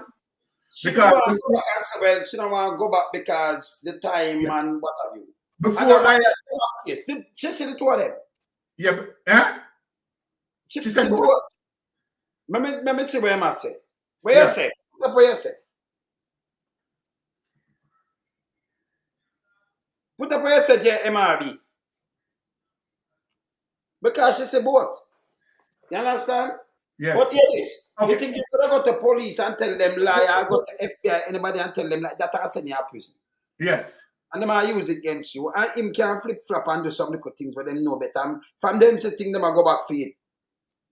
The bank account you talk about. Yeah, but you see it. And scam just like that. Lorna, when Yes. you need to speak to JMRB. I am talking about the bank account. Yeah, talk to him. The full bank account matter. Okay. So remember, one of the first things that I need to correct him about, because he used a particular burden of proof beyond a reasonable doubt. Remember, JMRB, that when it comes to beyond a reasonable doubt, that doesn't use that sort of proof doesn't use in cases like that. Beyond a reasonable doubt using felony case, murder, robbery with aggravation, and serious felony. Then you have to use beyond a reasonable doubt. You understand? Which is the highest proof, burden of proof that need to be used. So what being utilized is a lesser, you understand, proof that need to be utilized. You understand? Whether you know, as it relates to reasonable, you know, thing that, you know, it can be determined, right? So then the bar that you are making mention of, you understand, couldn't be used in this particular case beyond a reasonable doubt, because this is not dealing with serious felony situation. So, add this to it. Add this and tell him. Just finish about add this and tell him. So the account, in my account and thing, don't demand transfer more than 1.8 million or 2 million from fair account to fee personal account again. Him use the account then. And him say, oh, my mother account, and me no know somebody upon it. That was a lie again. Him know him have the account. Him use them. Yes. Him use them transfer money from it. It's there. You understand? So that alone, that hold him again. So when he come with, you know, and then him have so much other thing. Tell me something now, JMRB. Not just that alone we are stuck on, because that are the smaller thing. But when you have a man we have 700,000 US, and him come and tell we depend on it before him. Tell we say a mistake the bank make. Then some of the money transfer. US, you know, him say no, a Jamaican. Yes. Which bank? Why they never do it to a little poor man? Oh, you make that mistake. Yeah, but what's this way? Let me just and him can JMRB can Google this right now. When it comes to illicit enrichment, right? I mean, you're not going to use, you understand, beyond a reasonable doubt. You understand? That is not going to be used point blank and period. If you Google it, when it comes to illicit enrichment, it the situation as it relates to innocent until proven guilty actually flip, it actually reverse. Because when you go into the court, you have to explain to the court. You understand, as it relates to the amount of wealth that you amass. Yes. As it relates to your salary. To prove that. You know have to prove that. It's like it's not a situation in terms of, you know, innocent until proven guilty. No. Right? You are placed in the court when it comes to illicit enrichment, where as it relates to your income, right, and the wealth that you amass, you have to now explain to the court how you amass that wealth. So it is far away, you understand, a lesser burden of proof that we're talking about, not beyond a reasonable doubt. So let me just say something to him. Them all two you yesterday, day before yesterday, right? Over Caribbean terrace. Them says 100 million, may say more than that, right? Them they say 50 million, then 100 million, right? All right. So what am I gonna do? When them carry them out court now, remember the Prime Minister move 150 million to in a Bible. Yeah? We don't know the money guy. We know some dummy company or some shell company. Him 9 million, 9.8 million when I work per year cannot give him these money when I move. By the way, these companies don't have employees, brother. They are all shell companies, no pay stop, nothing. But we say Tram company and move 473 million and we not talk to it. Yeah. We see the amount of wealth when my master and I put up. Him wife have been something for 800 million. Them can't explain to where I pay no gear that neither. You understand? So when you look on the whole of these things, and then by the way, what you think him a challenge in a court? It no look bad. If you go for the same thing for a move it, the illicit enrichment, what you that's about that? Yes. Yeah, you understand? Yes. Yeah, man, him do a lot of shady stuff. So what that's about that, brother? You see me I say? Yeah, exactly. Him can't, no, him can't tell we, you know, and they get their money, even she too. And then him want to move that into the court. So listen me, let me tell you this. If the court allow him, that means the youth them go for Byron. No. The youth them can't say, well, me that save my money, me never want to save in the bank, me that do this, me that do. I'm going to open some shell company. Yeah. Me save the money on me yard. You can't ask me about illicit enrichment. Me not do that. What them I do? Send them go to prison? Them different from oldness? No. Them not different. They are not different. You understand? So you gotta give them some money laundering and you gotta give them some other cases. Them different from anti-oldness? No. They are not. Yes. And then if you move the illicit enrichment, what you gonna use to attack them youth and take with the 100 million from them? And them car and them thing where you seize. I bully them, man. I bully them. Yeah. The thing, Wayne. I go bully them. Bully the youth them. Remember that him do all the while, you know, Wayne. Bully the youth them and take with them things. No, because him always fix this thing for suit himself. No, man, not all right. So when me talk about are the law, or them are yeah, then me I say. Andrew. So now me talk about you can't make him stay with them thing, you know. No. The man don't. All right, let me tell you again. The man don't have no workforce. The man does have more money now. Let me just play this. Let me just remind the people them something again. Let me just remind the people them one more thing. When me Andrew. We are send this one pan you. We are send that one pan you, brother. Let me just remind them one more thing, brother. One more thing. Make we send this pan Andrew because Andrew not trick nobody boy here.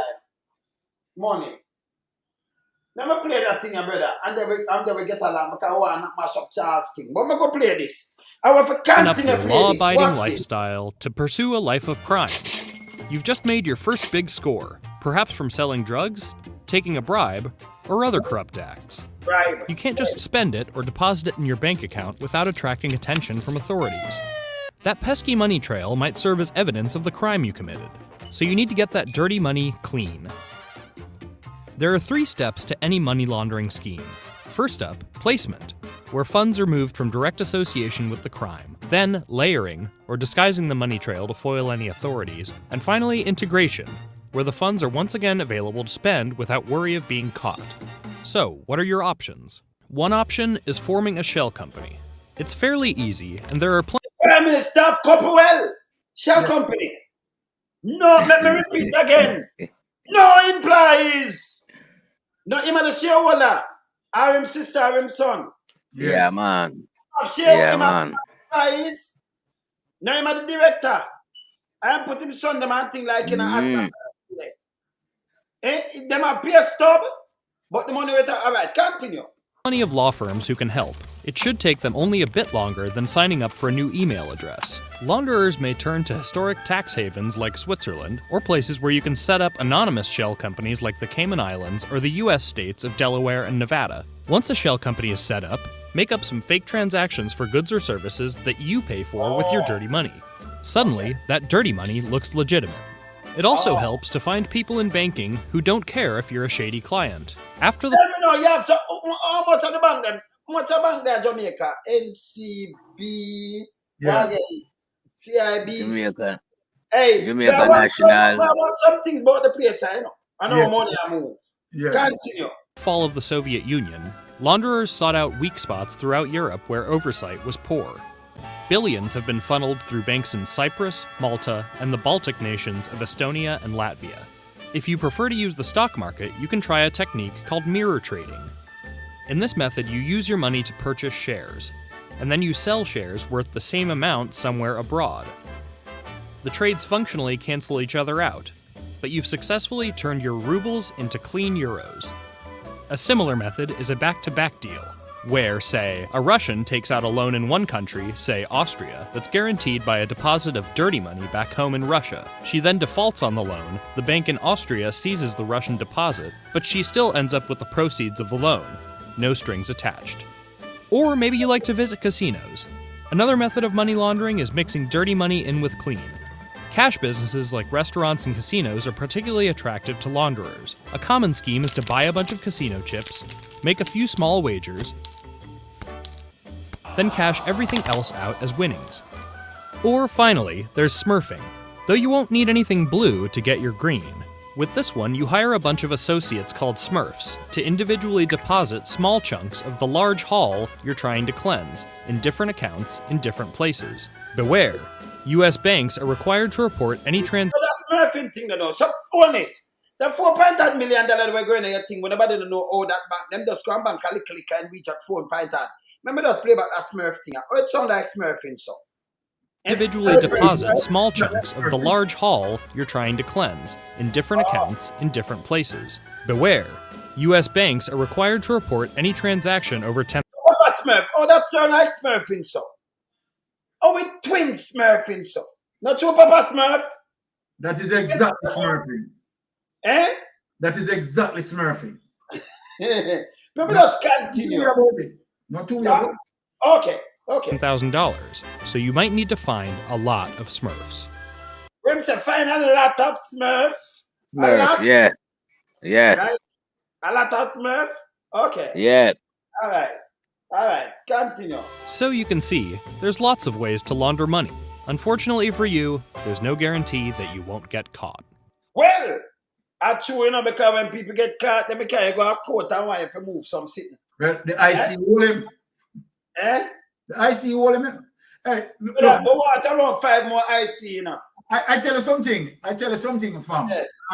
But let me give Lyde the opportunity to say something now, because I have spoken twice. So Lyde coming in the space. Yeah. As it relates to Andrew Holness and the controversy where him find himself, again with this whole heap of money transaction. As loan, some say, a smurfing. Smurfing. Because the illustration where we have, it resemble, it look like, it smell like, it feel like, it's all smurfing. Yeah. It no resemble, it's smurfing. It's smurfing. Yeah, but smurfing. I use all the different narrative to identify it. So no matter how you want twist and turn, what we are look upon is smurfing. Yeah. You understand? But I see the integration too. Can we see yes. From one account to the other and we see, something and money laundering. You can't it's money laundering. You can't have it no other way than just money laundering. Yeah. Because the shell company exhibit money laundering to begin with. You know what? Me could just play this with TD. I want to listen this to all right. So just go on TD. Everyone when I ramping up before we not there. Remember here what TD get charged for. I hear people get charged. Listen this again. TD Bank pled guilty to multiple felonies, including conspiring to violate the Bank Secrecy Act and commit money laundering. TD Bank has also agreed to a $1.8 billion criminal penalty. Combined with civil enforcement actions announced today by other agencies, the United States will be imposing a total of approximately $3 billion against TD Bank. What? TD Bank created an environment that allowed financial crime to flourish. So we have a bank like this in Jamaica where people can draw $150 million, $120 million. I wonder if we have a bank in Jamaica where I do that. Yeah, we have a few. I wonder, and a bank have 140 million one time and I do all kind of things. Which bank can do that? And when you create a bank account, yeah, bank in Jamaica think I do it right now when the people. Them open bank account without a cent US account. And when you look, 140,000 US gone in it, that's 20 million Jamaican. And then it move gone into something else. I should have America and somewhere else because them bank people they forget all accountable too. Continue. Yeah. Making its services convenient for criminals, it became one. Today, TD Bank became the largest bank in U.S. history to plead guilty to Bank Secrecy Act program failures and the first bank in history to plead guilty to conspiracy to commit money laundering. Okay. This is also the largest ever penalty. Up to the bank to commit the money laundering. Them do want to commit money laundering, right? Okay, because them do want so some bank forget charged to in a Jamaica too, you know. And them and how we run them too, you know. Continue. Under the Bank Secrecy Act, and the first time the Justice Department has assessed a daily fine against a bank. As part of the plea agreement, TD Bank will fundamentally restructure its corporate compliant program at its U.S.-based bank, which is the 10th largest in the United States. The bank has also agreed to the imposition of a 3-year monitorship and a 5-year term of probation. While the bank has started its remediation, it will continue to remediate and improve its anti-money laundering compliance program to ensure that the bank operates lawfully and safely moving forward. In addition to obtaining today's corporate felony pleas, the Justice Department has also prosecuted 24 individuals for their involvement in money laundering schemes that moved over $670 million in illicit funds through So yeah, but we know US, but 600, so 670 million, and then your bank are moving at just 3 different companies are moving over 473 million. Where the money that comes from Byron are like, we don't know. Okay. Like you finish? Well, no, because just continue upon, you know, the subject. Yeah, the first thing we draw Andrew Wallace in a scrutiny is him salary, you know. And the amount of money where we calculate him salary would have given him over the period of time in office. But as it relates to the extravagant amount of money now that we find in a circulation within his possession as it relates to 28 bank accounts and shell companies, these are the symptoms that lead you to know that Andrew Wallace is doing money laundering. And as such, that alone disqualify him as Prime Minister of Jamaica. Yeah. Because we all know he should have not even amassed 100 million based on his salary. But to have 473 million in a 4 bank account, and this is just 4 bank account, we still have 24 more bank account where we not get no peep into yet as to what it relates to figure-wise. So Andrew Wallace is doing money laundering. The business them that Andrew Wallace set up as shell business, it carried down the avenue of money laundering. Everything around Andrew Wallace and the activity is money laundering. So for people to be, you know, aiding and abetting Andrew Wallace in money laundering, it's a goddamn shame and an indictment on their democracy as it relates to them serving the Jamaican public. Because all the members of his cabinet is fully behind him as, you know, proclaiming him to be innocent of the charges.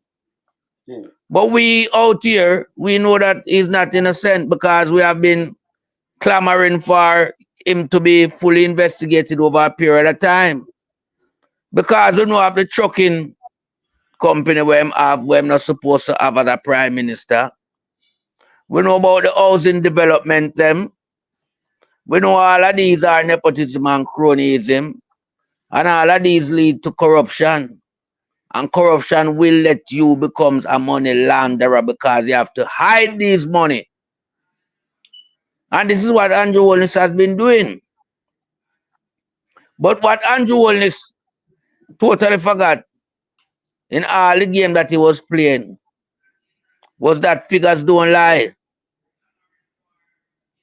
And when we know what your salary entails, then we're going to question the exorbitant amount of money that you have surrounding you. The wealth that we see popping up, such as it relates to your mansion, such as it relates to all these companies in your name, plus the housing development, plus the trucking company.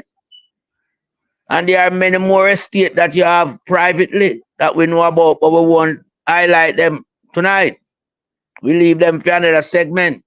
So I have said that if I should do a total analysis of your combined wealth and asset as it relates to finance and all these business that you have, between you and Mrs. Holdness, you're totaling over 7.3 billion. Might be a shocking revelation, but when everything come out, we're going to be looking at those type of figures. So we know that don't go for Jamaica as a little third world Caribbean island with a prime minister having all these wealth and the people in the country starving. Corruption again, dictatorship.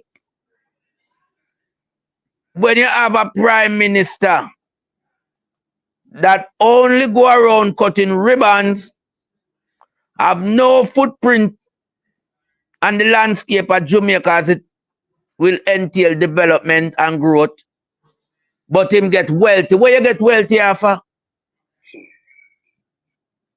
Oh, you becomes wealthy when the country is getting poorer and poorer,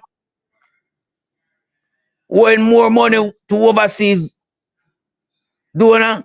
Come on, it's no rocket science. And you have members who are aligned to you that are super rich as well. And these are the same members that are, fully behind you, supporting you every step along the way. But the Integrity Commission will not relinquish the findings. And the due process will take its course. And we shall, come to a ceremonious ending where we'll find people very much in the spotlight heading off into prison. Because these are prison activities. There can't be no other way for the justice to be handed out than prison term. These type of crime and these type of money that we're talking about is not a slap on the wrist punishment. This should be long-term prison, probably life.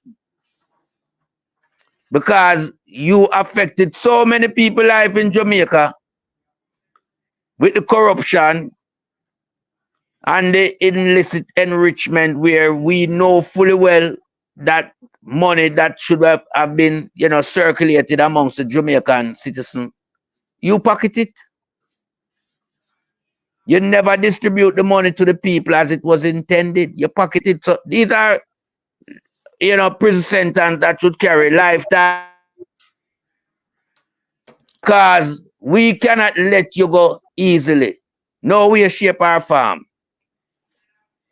Now, as it relates to other members, some people coming out and questioning the IC, but them have some, very pressing needs for themselves that should raise concern. And this is why they are trying to muzzle the IC.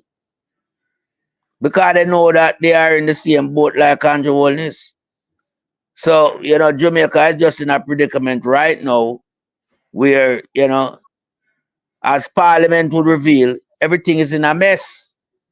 Because we have never seen this type of activity in Parliament, And the only reason why we are seeing it in Parliament is because of the inadequate governance of the country, the high level of corruption, and the leadership skill.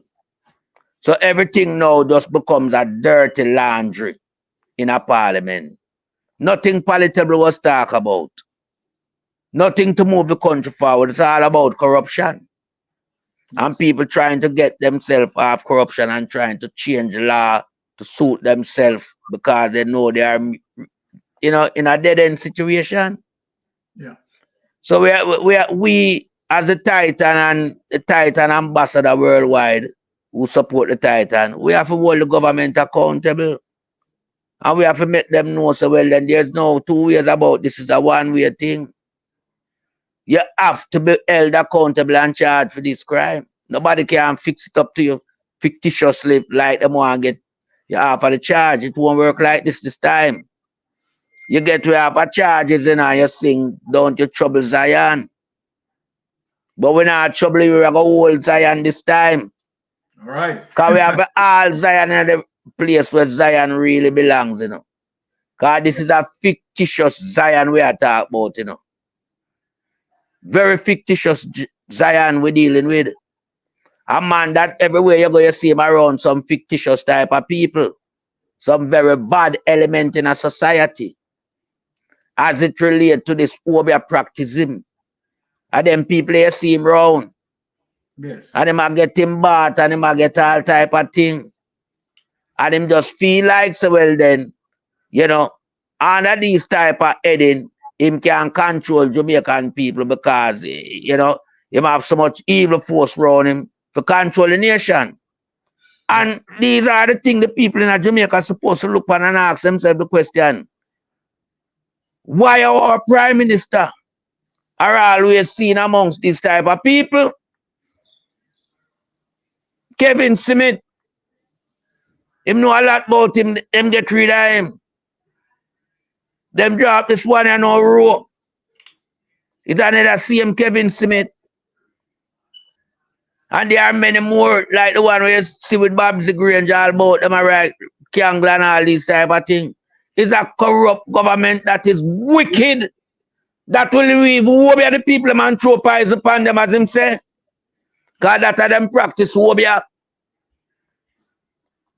But we have to make them know so the phobia, where them have a practice, is only one to condemn them themselves.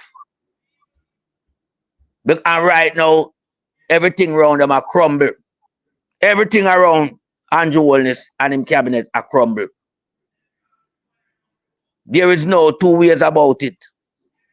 So them find themselves in a dark place and them want to wiggle them way out and muzzle people and talk down to IC and question IC and try to bring all type of frivolous, you know, excuse into the law. But the law is there already. And because them know Andrew Holness always a change the constitution law, them feel like him can't come change this. Him cannot change this one.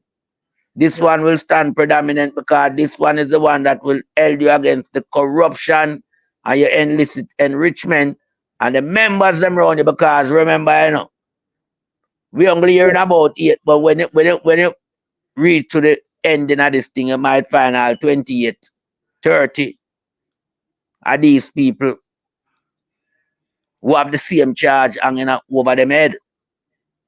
So it's a parliament that has been corrupted, a parliament that has no moral, a parliament that act like skirmish, a parliament that is oppressive to the people of Jamaica. That's what we have currently. No real vision for the country. Nothing new to, you know, uplift the moral spirit of the people in the country. The kids them in the country have no future under this government. The elderly people have no future in this government. Because they have done so much wickedness to the country and the citizens of the country that now them even not tell people say them need to have more kids. Yeah. But you're going to have more kids when there's no economics to sustain the growth of these young baby that you expect to born. Where the mother supposed to get money to feed them? Where are the provision? I know in Sweden they were paying the mothers to have kids about 10 years ago because they said the population was getting old. But this man will come out and say have kids, but him don't put the incentive forward for you to accept or not. You have to have an incentive on the table. But this is how the government always act injudiciously and irresponsible. You can't tell the people if you have kids and you don't provide an incentive scheme for them to have kids. You have to pay them if you want them to produce because you kill out the young youth them we should have produced, you know. You know much youth who no kill out, where should have him generation, we represent him. Now ball son no want more baby for born in the country. Yeah. Not the real problem. A lot of young youths have been killed annually. And if you multiply the amount by just a 3. Just average it, say each of them get 3 kids. Do the maths. You'd be asking people now if you have kids. But the whole society, it run down under this Jamaica Labour Party government, and them destroy the country that was built over 18-year period. Them destroy it in a 8. 8 year them take for destroy 18 year. What a good, solid development and growth. Under the stewardess of PJ Patterson and Portia Simpson. So we having problem in Jamaica, left, right, and center as we speak right now. Because this government don't build enough. This government destroy.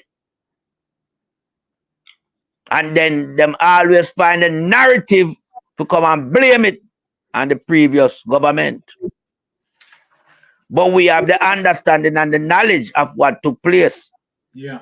Because we was a part of the time. And even before, we know when the country was being built. And we have seen which government, which party have the interest and interest at heart to build Jamaica. And we know which one tear down the country, which one rob the country, which one corrupt the youth them in the country. We know who import the drugs and the guns, and those are the 2 main critical areas that destroy our country, drugs and guns. So we know who are the complicit of these type of activity. We know the stake players, and we know what are their endeavors. Because all that does is have the people in a civil war environment, manipulate each community, control the community, turn them into garrison, have them as a stronghold division. But we are wise up the youth them now to understand so well then. This type of culture will only destroy you and your future generation. Because you're not going to exist to have your kids them, if you have a generation. So it'll destroy you and your future generation. So now the government are crying for more baby for born at Jamaica. But we are the infrastructure, the hospital. We are the work for the mother after having the child. We are the work for the father to go to, so that him can support the pregnancy and can also look forward to support the birth. You can't come and tell people if you have kids and you don't have a package in place. You have to pay them if you want them. If you are requesting them to have kids, you have to pay them. You have to develop a scheme for that. But everything these people do, because them have the citizen in Jamaica, the majority as people who cannot think on their feet, who are not fully in tune literally to education, to a standard for know right from wrong. Everything them carry out, them throw on the people and expect the people to just accept and move along. But gone are the days where the people are just, entrenched in the gutter. We are take them out of the gutter, man. We are make them understand, say, look, it's a firm foot in there, underneath, solid ground, walk on it, run on it. We want them reach for them star. And we not have to tell them, say, them is a star. We want them to know, say, them a star and reach for them star. No blackmail around here, but every ghetto youth is a star, but you kill them. You destroy them, you lock them up. All you can find for them is some activities that spell disaster. 15-year, radam, all these type of things. The sound of that just, trigger up them youth a brain, man. Because them not see a father figure who will show them love, Them see a father figure who destroy them. I lock them out of their own environment. You don't have no social infrastructure for the youth them who are born in Jamaica. No job skill center. No recreation center. No school program that is of substance right now because you don't have no teacher. So you just run down and destroy the whole infrastructure. And it only take you 8 years to tear down 18 years with a growth and development. And this is how devastating it is towards the country. The depths where you plunge Jamaica in, you know. We know Marky G have to come, and Marky G have to come with a real solid team behind him for all back the country out of the deficit where you plunge the country in. And it's now 2 years about it. It's just one way. Good leadership with a good team can pull Jamaica out of the deficit where this Jamaica Labour Party plunge it in. The corruption, as I said, such as one critical area like the death squad, we have to dismantle that. And we have to hold some people accountable who implement such a squad within the Jamaica Constabulary Force. It can't be that these little ordinary police officers just come up and form that within the GSTF, you know. That have to be coming from some hierarchy implementing such a scheme, selecting a few people to participate in such activity. So there is not just the Andrew Wallace saga we have to deal with right now, you know. We have all that death squad issue have to deal with. But we have to use it as we go along. We have to highlight it because it has become a critical area in Jamaica day to day. A man not safe. You can't just out there and a bike man just ride up and knock you. And it will never be brought where no one will be charged and prosecuted for that crime. Those crimes are just crimes that happens and forgotten. We have to change all of these things. And we know how these things really come about in Jamaica. We only see these things since Andrew Holness government has been in operation for the past 8 years. We have death squad. We see murder live where nobody can get charged, but we see who killed the person, but them cannot be charged up till now. But we have them on camera committing the crime. So it is of no, you know, apparent reason not to think that is the hierarchy them form the death squad. Because we see the participant out there participating in killing people. They're on camera, but nobody in charge. And we're not talking about one or two, several of them. So we have a very bad country that we have to try and fix and turn it around into somewhere livable, somewhere accessible to real life. It can't be this type of life. The Jamaican people are afraid of even living in their own communities. They're not safe. The kids, not safe. Mother and father, not safe. Grandmother and grandfather, not safe. Because there's no respect. Right across the board, no respect for the country anymore. And it all happened under Andrew Holness led government. So 18 years worth of hard work, dedication, leadership, quality has been destroyed in 8 years by the Jamaica Labour Party under the leadership of Andrew Holness and his minions. Robbing the country left, right, and center. Barefaced highway robbery. Robbery that you don't even need a microscope to pick it up from upper space. As far as spaces, you don't need nothing, you can just see it in front of you happen. Yeah.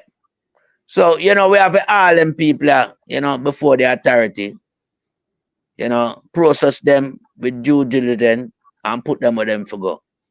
Just apply the law the right way, we know the law if you apply, because, you know, as far alone, some say a time for big man start go prison in Jamaica.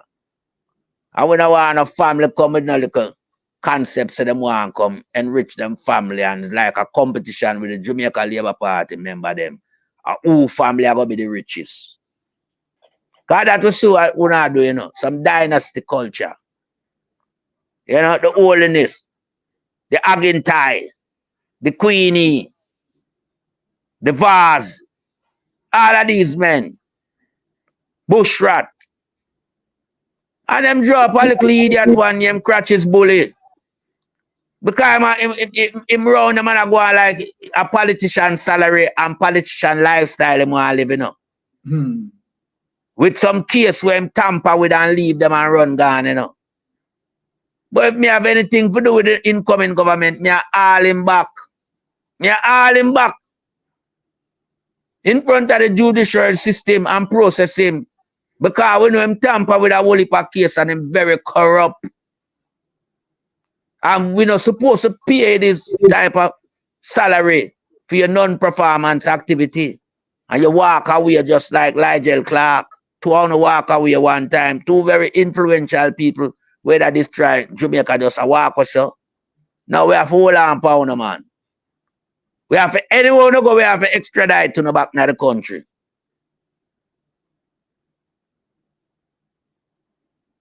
You just sit down and wait for the medicine, you know. Don't even think for run or leave this, you know.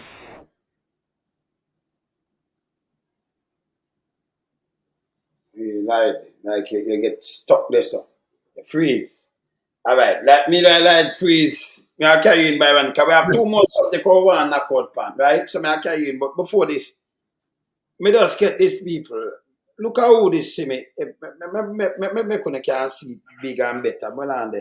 Make them can see bigger and better, you know. I'll put it so. Let me see this. Yes. Look how this see me if you know who post this here. Rural read. Now what is beautiful cars? If you need a car from Japan, BMW, please. Now what is better than and this and now. When since him start carrying, I never know you got a car business or great. So he might enjoy himself that him can carry in car and do all them kind of thing and all better. Yeah. Remember anything where you put up no. Cool. Remember the eagle are flying, you know, so yeah. Anything. Remember our thing they right there, you know. No two we about right there. So them can't get to it. So I carry in, but here this now. Remember, so we have two things to deal with. We have the 18.5 years. We still have our still. But we have Pernell Charles Jr. when them go run off him out. And we just understand, say, at them at the government, I got his bully, at the commissioner, them up there, make Evans get shot. That mean that them might use, at them use them same hitman police go shoot the man. That's why you see the man never want to give them no statement, brother.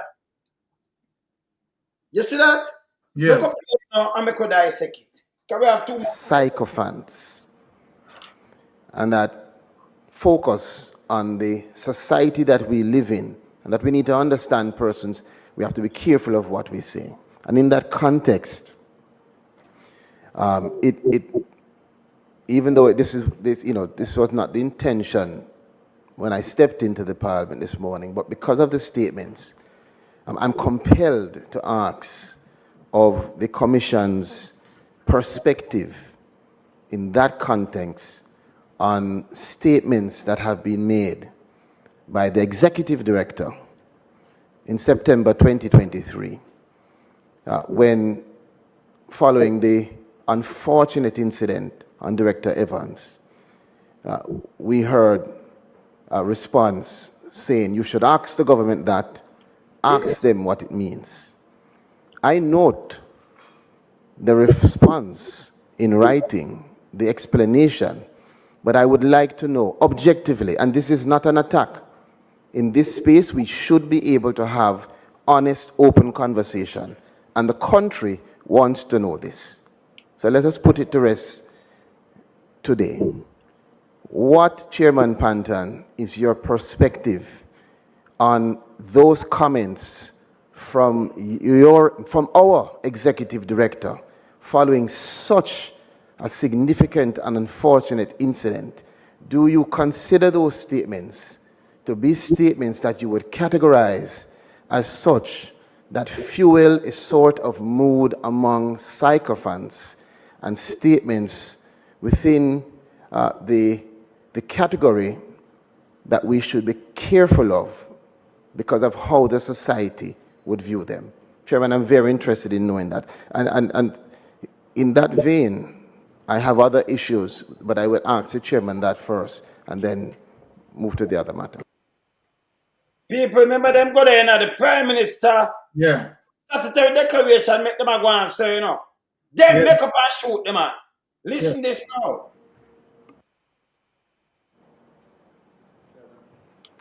Yes, Chairman.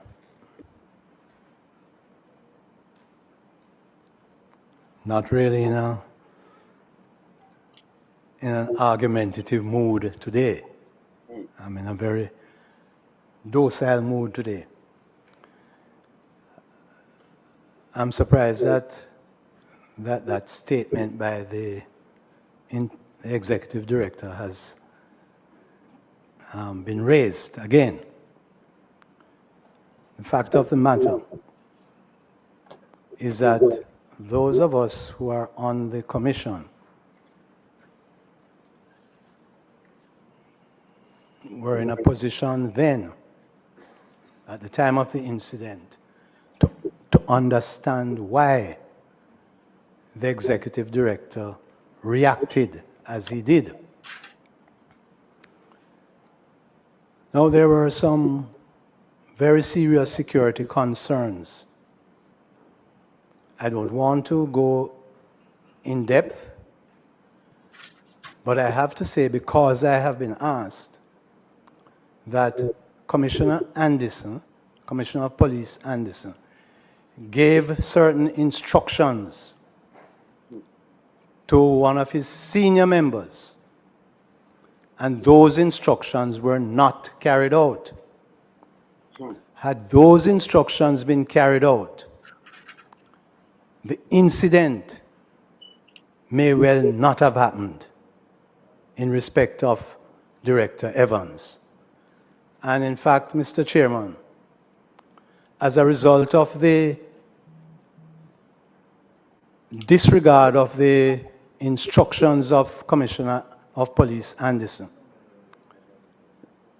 I had to write a letter to the Prime Minister of Jamaica, copied to the Minister of National Security, exactly 1 week before this incident.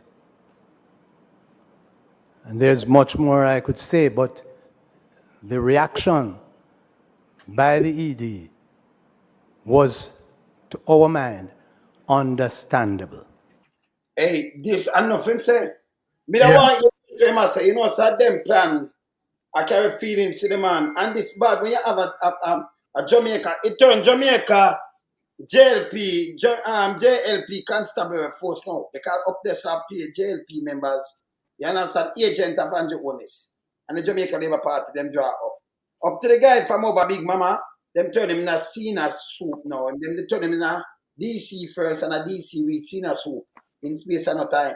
DC, you know, when I'm moving around, we senior soup now. Them drop him to a Mexico orders and turn assistant soup and then we senior soup. And the next one, them patch a row. But this was a blatant attack on the IC. Because them did feel say him a go with something and them say him with them shoot. Them say him was the advisor for Peter Phillips. Yeah? Them shoot this man, them go, remember, you know, catch his bully, that a Bailey. Him no. Gugu Gaga, talk to him. The retired judge talk to them. And him write the Prime Minister 1 week and them not do nothing. And him copy CC to Dr. Crab, National Security Minister. This is a goddamn disgrace. You know, see the place I would like, you know, say appear mafia around the country. Andrew Prime Minister, you know. Andrew is a cult. And him a cult. Him a cult and him a cunt. Him is not a Prime Minister, brother. You see the slackness story, so that's why the man not give them the, you know where catch his bully though? He go over Big Mama go say the man never give him no, come follow up the statement. You get shot. That's why the man withdraw the statement, brother. You see why I'm withdraw it now, Byron? Yes. Yeah, man. You see? Yeah. No, we have to condemn this, you know. Yes. But you know, we did burn it long time. We did burn it long time, you know. And we have the same narrative. No, I could no, but me I say, you know, this is Byron. Yes. We have criminal this around Jamaica. Of course. Let me say something here. Because I'm talking to all Jamaicans to just for one moment, let us put the politics out of the entire situation and deals with the reality. Now, the Integrity Commission Oversight Committee asked the Integrity Commission to come to the Parliament to be interrogated, because that is what exactly that they had done. Brought them to the Parliament to have them interrogated. Now, what was the mission? What was the mission? Let us ask. What was the mission of the Integrity Commission Oversight Committee? To bring the Integrity Commission to Parliament. Number one, to undermine the IC. Number two, to find a reason to defund the IC. And them can't do that though. And number three, them can't wait.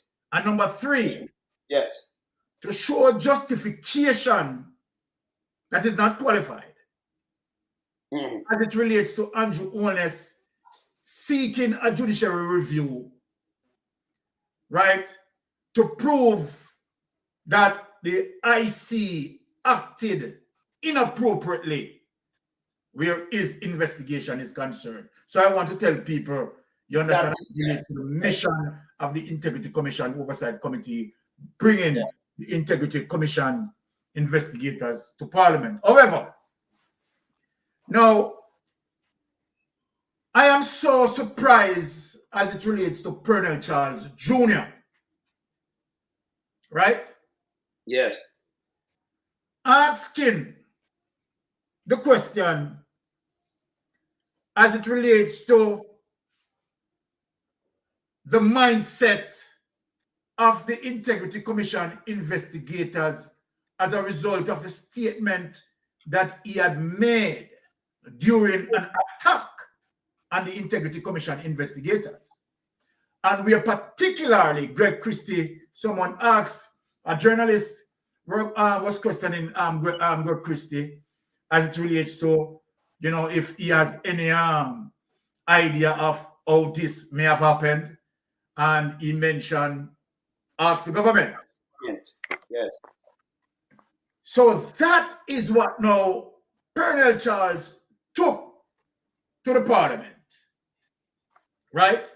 And want to dig into it, right? To say that what Greg Christie stated, it's an attack on the government, to accuse the government to be responsible of the attack on the Integrity Commission investigator. Remember, Greg Christie did not say that the government attacked the investigator. A question was asked, and Greg Christie said, ask the government. Now, put that aside. When you look on the situation as it relates to the question Colonel Charles asked, notwithstanding that there is a more dangerous situation that faces the Integrity Commission investigators, what is the more dangerous situation?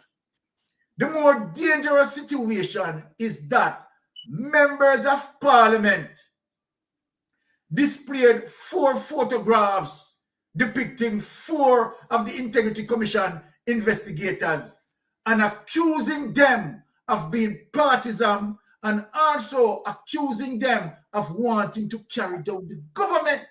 Yes, and be politically aligned. Yes. And be politically aligned. Yes. So now let us get into the moral capacity and the psycho-evaluation of these members of parliament. So when Panton spoke that some of these members of parliament really want to speak to a psychiatrist, understand the mental capacity of them who want to accuse the IC of being partisan. And then play it out. Yes. Then play it out. Yeah. Then play it out from the way yesterday. Then. And so then, Panton debunk that argument as it relates to the partisanry that they are trying to accuse the IC. What Panton says said to debunk it. Panton said that during the existence of the Integrity Commission, right, Act, and their performance of their duties over a period of time, it is Andrew Holness who applauded them. It is Andrew Holness who congratulated them, right, of good work, good performance. And so then here we are today, where Parliamentary did not seek, right, to have protection for the Integrity Commission investigators, but seek to show them as a villain in society, to say that they are indeed moving against the government in a negative way because they are partisan. That is the basis of Colonel Charles Jr. question. Which one? He wanted to understand the mental capacity of Greg Christie to be making a statement like that, while simultaneously he is not looking on the fact that you have 4 parliamentarians who putting out these men pictures and saying to the public that these men are partisan, these men are acting inappropriately, and these men have the intention to carry down the government. Now, my Jamaican people, let me talk to you. How did we get here? Let us get into the meat of the matter. Let us bring back to Jamaica the truth of why did we get here. Number one, the 2 agencies that ever in the history of Jamaica, the 2 agencies that deals with checks and balance and deal with government procurement, rules and guidelines, caught up in a conundrum with Andrew Holness. Not one agency. Not one agency. So then let us get back to history here and bring it at the forefront. The first agency to caught up with Andrew Holness is the Contractor General. People need to remember that. The Contractor General between 2006 to 2009 have Andrew Holness under surveillance as it relates to illegal awarding of contracts. People need to remember that. So then, of course, between 2006 to 2009, and brought forward to we have a different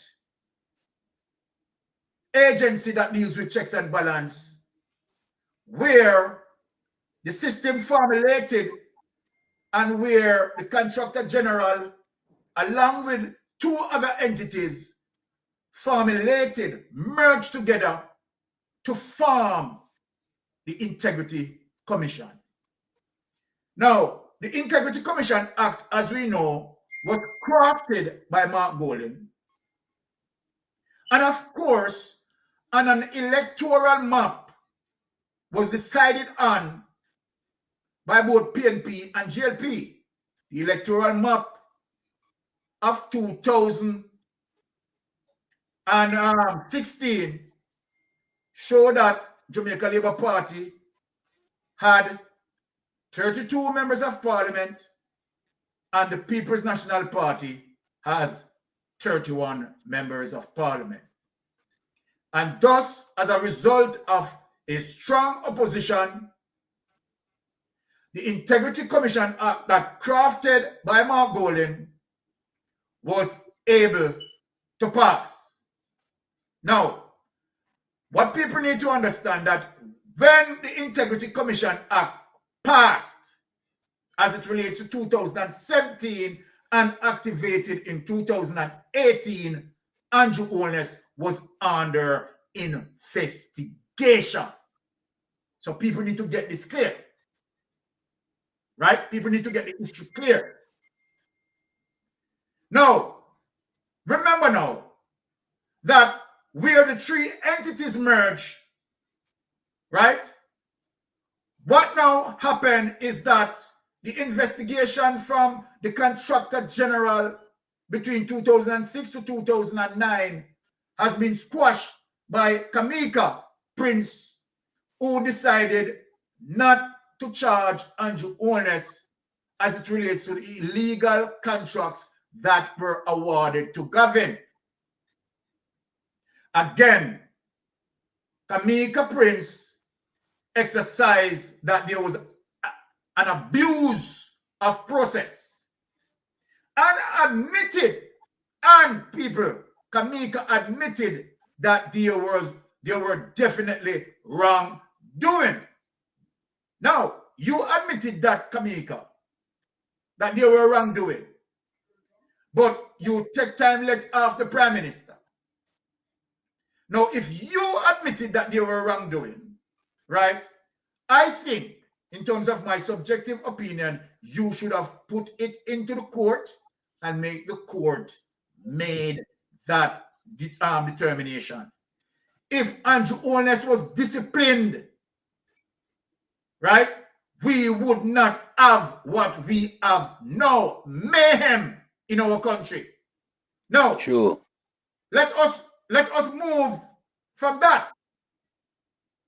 So here is now 2017 comes in, the Integrity Commission Act comes in, and it merged the three entity, right, which is the Auditor General, right, the Contractor General, and another entity, come together to form the Integrity Commission Act.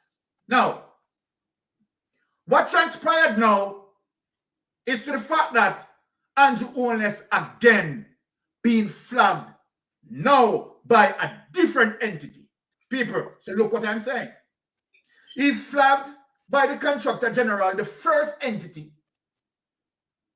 And come now, as we speak today, Andrew Holness again flagged, right, by the second entity, which is the Integrity Commission investigators. Now, what caused them to flag Andrew Holness? They zoomed in on Andrew Holness' 2021 statutory declaration. That where Andrew Holness have problem to have his statutory declaration certified. Let us deal with critical thinkers and people who are not, biased or partial. Right? So then we are asking for impartiality here tonight. Now, when you look at that, we have seen where Andrew Holness, as it relates to certain money running through 28 accounts that he has, and particularly 4 accounts where millions of dollars being traversing through. Right?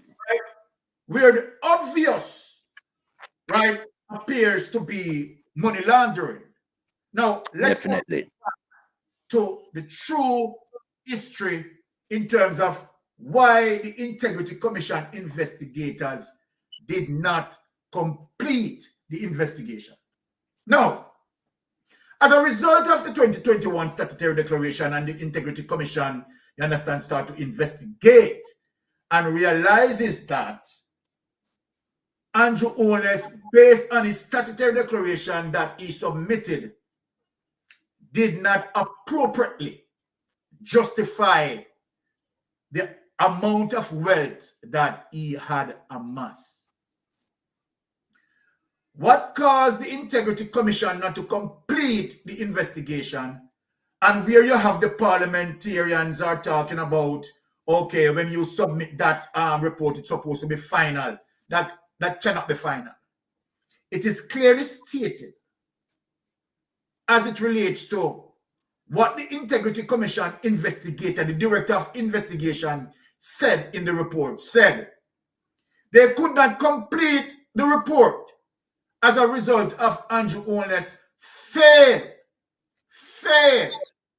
to answer justifiably as it relates to his source of wealth.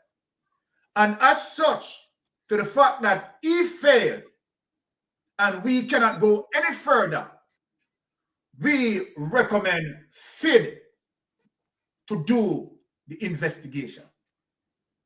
Here we are today, that Andrew Holness heard about FID and the recommendation and all of what is going through Andrew Holness' head.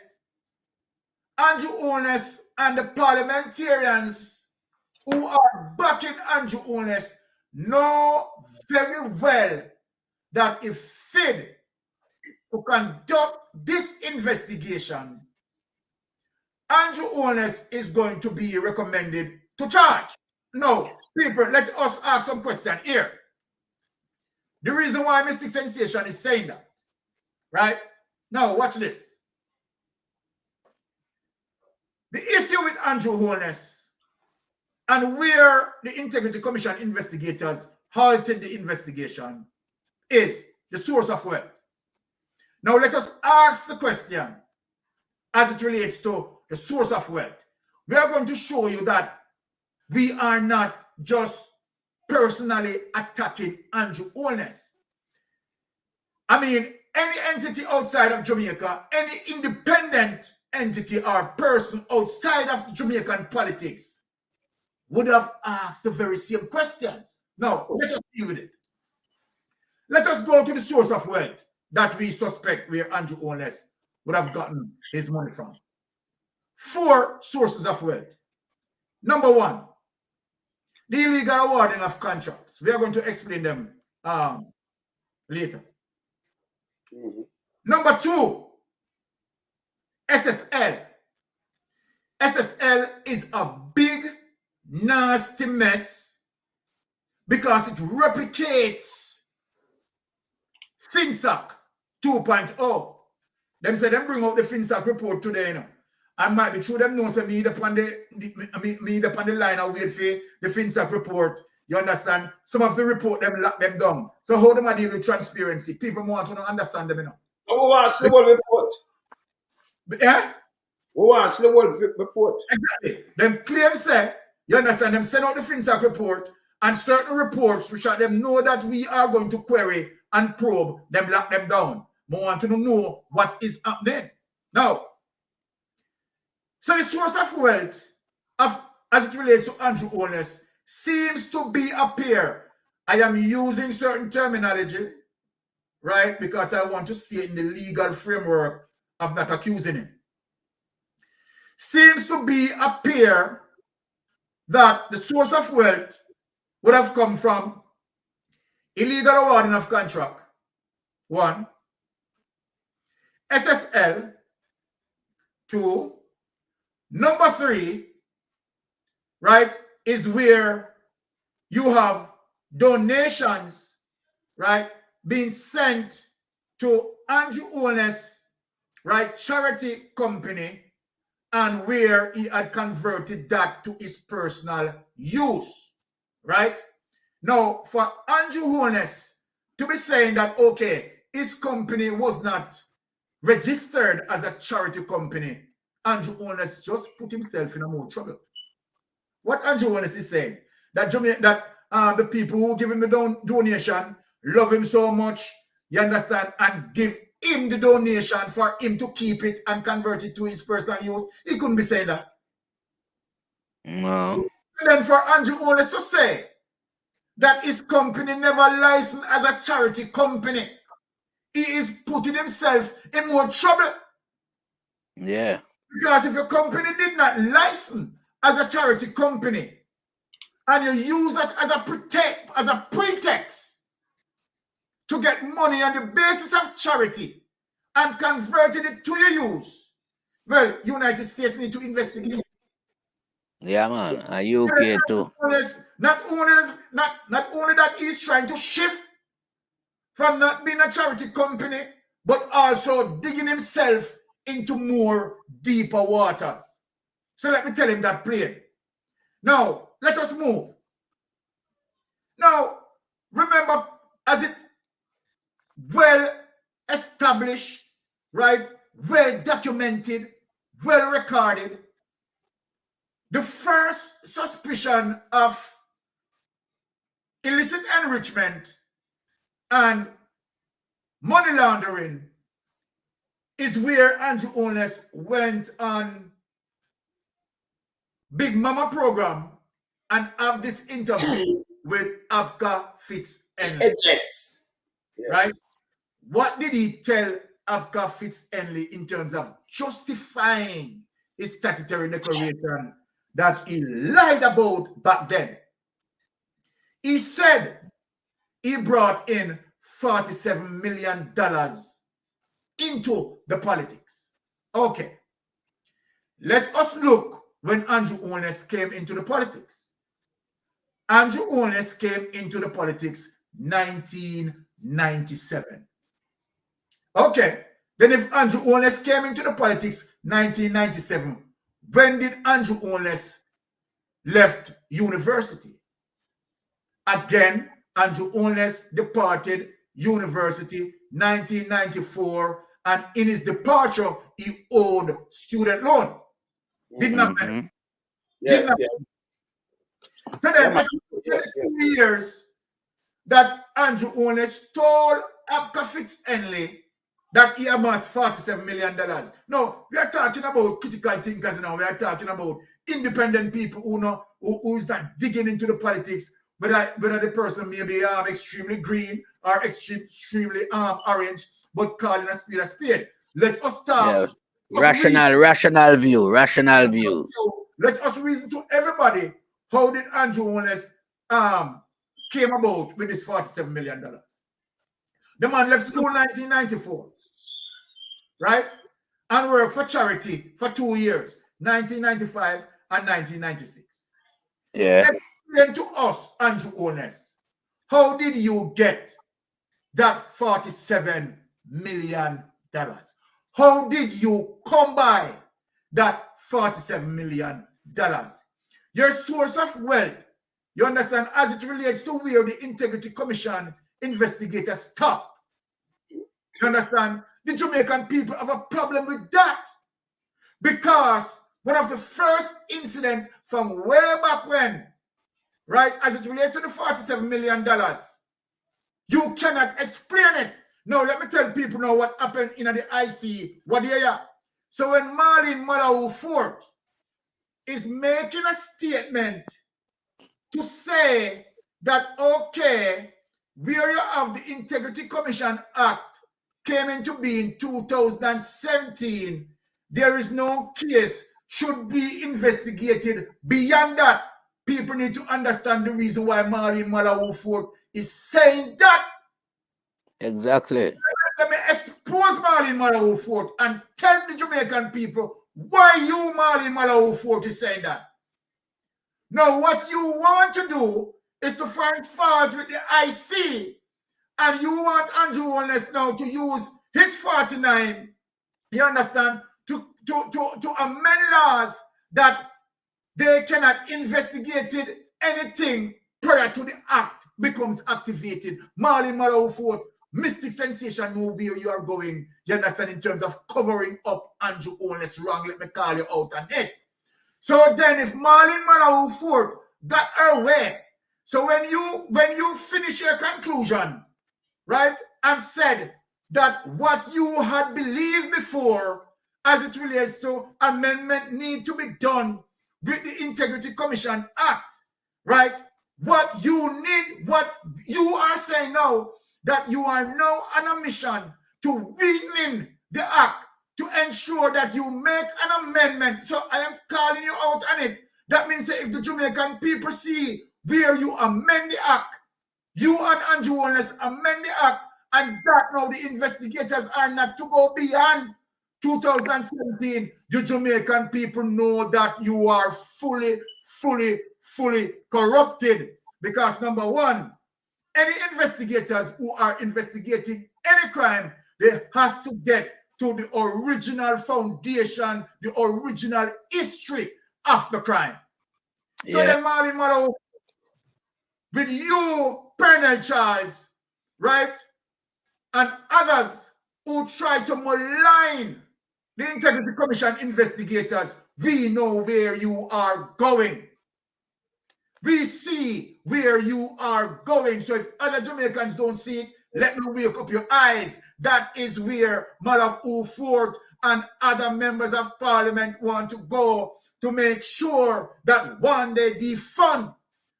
Where Warmington want to go with his question, he would like to defund the Integrity Commission to make them inoperable. Where Marlin Mallow Fort want to go, she wants to now make new amendment so that they cannot investigate no case beyond 2017 when the act was enacted. Now, this is the full heights of corruption. The full heights of corruption. And this American people, the way how the Andrew Holness administration, right, totally degraded the Jamaican people, think that, you understand, the Jamaican people are nincompoops. But we understand everything what they are doing, and the big surprise for them is that the Titans are here. And I yield back. Yeah. And I just want to just refine something what you said as it relates to Andrew Holness and getting back to his inception before him enter into politics. After graduating in 1994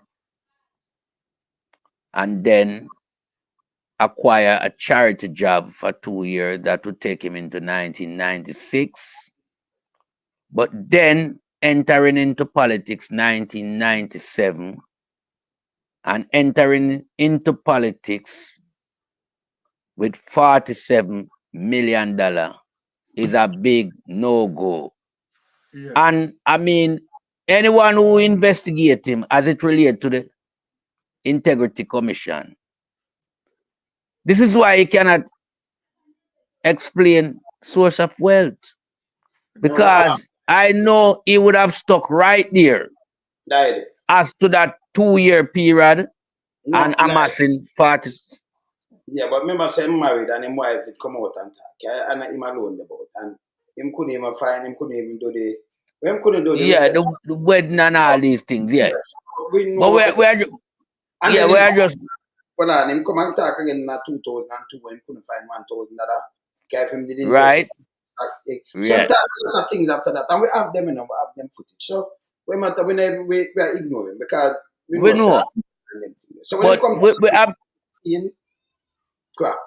Yeah, but we are just highlighting how him would have come unstuck in explaining how him get that, because him couldn't explain that to nobody. So it's the same procedure. Because him just lie, like I'm telling him and him father and him granny. And by the way, the first time him start that, I have the footage, And when him done a parliament through Portia really love poor people, you know. So him started from there. Can I have that when him started love of the poor? I'm living in one room for many years. You know what I'm saying? Born and grow with him mother and father. So right away, him say many years. How many years that me are with your granny life and you buy your granny have you for many years. Then him come back and say mother and father, then come back one room with him granny. Then him come back the other day and that's a 2 room, you know. With him mother, brother and sister. So it cannot be true. But this is how him like. So when him start something, like politician, when the lie, remember like truth comes straight and lie all over the place. So when you listen to him, me just play something for you know. Him come with the NIDS, it was a lie, it was a trap, and the court have struck it down. For sure, they say, hey, don't follow him, you know. When him come with a trap, you know, and this null and void.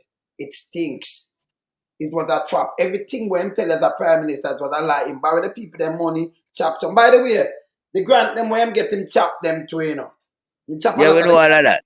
Yes, you know the thing. Him chop the grant them, him and him friend them. Chop the grant. Yeah. I be a thing them chop. The man is a chopper, professional chopper. Him not different from none of them youth. I'm more him put more money together. So I'm come with the next thing today. And it will stop. I'm gonna tell you what will stop. We see him with I put it up to him. I put it up fast because through time I run out. We see him today again with Thing the Stewart. I say my remake over the image of Jamaica. Adam Stewart. Well, I want to show it because every time they come up with them foolishness, we have to back them with to 6, you know. Because it's make no sense again. Yeah, Adam Stewart. Right? All right, I'm put it up right now. Well, I make the people them see because what the one going at the 18 and a half years to now, we see we are knock up this. So let me see a little thing this. I'm going to see if we can pick up a little thing from this fast before it even move this. Let me see if we can pick it up here. So, all right. Let's wait then. Adam Stewart. All right, Tita. See if we can pick up this fast. Right, it gone. All right, let me just knock it back. Let me just knock it back there, so. Let me just knock it back same time. Sometimes I do it and then through the thing that come up on it. Adam Stewart. So I'm talk about him still come back with brand Jamaica and him go market back. Oh, if you market something, brother, you're not Prime Minister, you know. You're Alibaba, you know. If you just go away, you know. I wouldn't mind him not leave yet, you know, because we get to beat the Titans, get to beat everything off of him, you know. Before him leave, you know. You understand? Because remember, him cannot be trusted. All right, let me see this. See it there? You can't see it? Yes. Wait, say, lie, do you want to take it? Yeah, let me take it now. New NALT branding strategy touted to modernize Jamaica global image. See 3 of them there? I see them, yeah? All right, so let me tell you what it says. Lollipop jar. All right, so yeah, all right. Let me go into this now. Quenching their thirst in true Jamaican style. Where you want me read it from? All right, yeah, quenching their thirst in true Jamaican style. Yeah. Prime Minister Andrew Wolney Center, Minister of Tourism Edmund Bartlett Wright, and Adam Stewart, Executive Chairman of Sandal Resort International, take a tour of Jamaica Love at the Montego Bay Convention Center in St. James yesterday morning. Some 1,000 stakeholders, including 400 international travel advisors and media. Scroll up a little bit more. Yeah, Convention Center. Media converge at the Montego Bay. Yeah, Convention Center. Yeah. All right, I'm looking at your phone. I think I send it to. Now look on it. So if you meet it, you might talk about him a brand back Jamaica, not the Sun and Sea, right? Another Sun and Sea. Yeah? Yes. So another Sun and Sea, but him want brand it now and tell about the, you know, the CFT. Let me send it. The CFT of Jamaica and all kind of things, you know, and him a brand job. Jamaica is not a Jamaica, it's an island, brother. And you can't follow, make Adam Stewart go brand him hotel. But you as when people put in there so. And if you follow up Adam Stewart, we make billions. But Andrew Wallace knows so that wrong, you know, because we tell him over and over. You know, being in the company of these wealthy businessmen is nepotism and cronyism we're looking at. Back to them again, keep up. Me never ask. Yeah, we know that. You understand? And a prison at the no, him can't do it. And him certainly can't do it in Singapore. Him couldn't do it in Singapore for sure. Because if him try this at Singapore, you know, so him gone. You know, a prison for him for a long time. Yes. And you understand? See when I attack you, Byron? Yes. And like, see, remember put up this and show him attack. Him said 18, he come back with 18 and a half years now.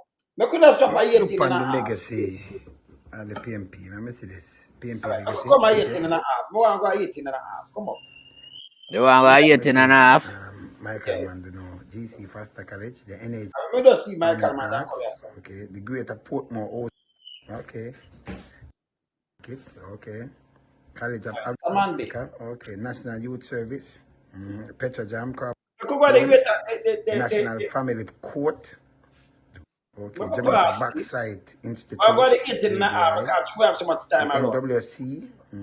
Garvey Master High School. Of the Master. Reappeal of the Master. Right of union and representation in the lowering of voting age to 8 of the telecom industry. Okay. Right. Depositor insurance scheme to telecom industry. Okay. Look at somebody toll road infrastructure. Okay. Deregulation of the secondary education. Okay, remember see PJ now. Administration. Highway 2000, toll road. All right, tell me now. 20 years, don't the highway them still stand up a PJ deal with? Yeah. When you come with the highway, don't Siaga look out against it? Exactly. Some of highway them Siaga, highway no Siaga something. Why? That not supposed to not supposed to do that.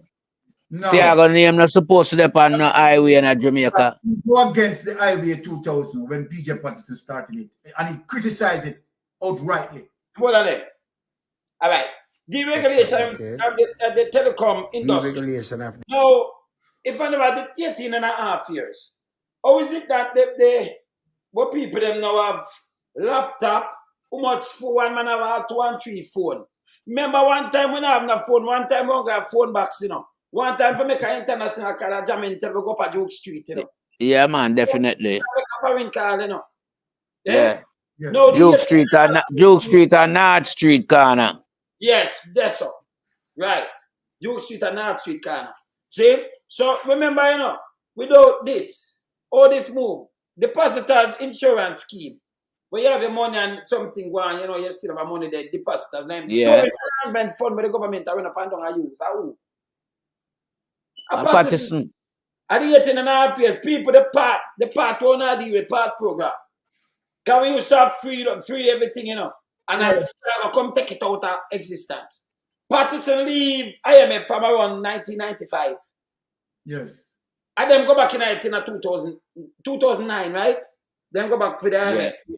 And then mash it up in a post off a beg and straight that out. The tourist enhancement fund where them are used to all kind of things are who? The national fund are who? What am I to use? The same way. Okay. The drugs are the elder. Insurance scheme. Patterson that same way. Fund. Yes. Part. That's the part program. So let me just move this. All right. So the National Health Fund. Oh, a Patterson. Patterson. The drugs are the elderly. Where you go get drugs? Patterson same way. JUTC. Patterson again. At 18 and a half years. Yeah. Utility regulation, the OUR. A Patterson again. Eh? That a Patterson initiative. Which are him. The license. Yes, Patterson. All right, look at the next big thing where I'm doing now. Make everybody know have car, bike, taxi, bus, then private bus. Can't remember whenever I used to have them private bus. Right. The license of the Jamaica Used Car Importers Association. A Patterson PJ initiative that again. You couldn't buy a brand new car, Byron. Exactly. Exactly.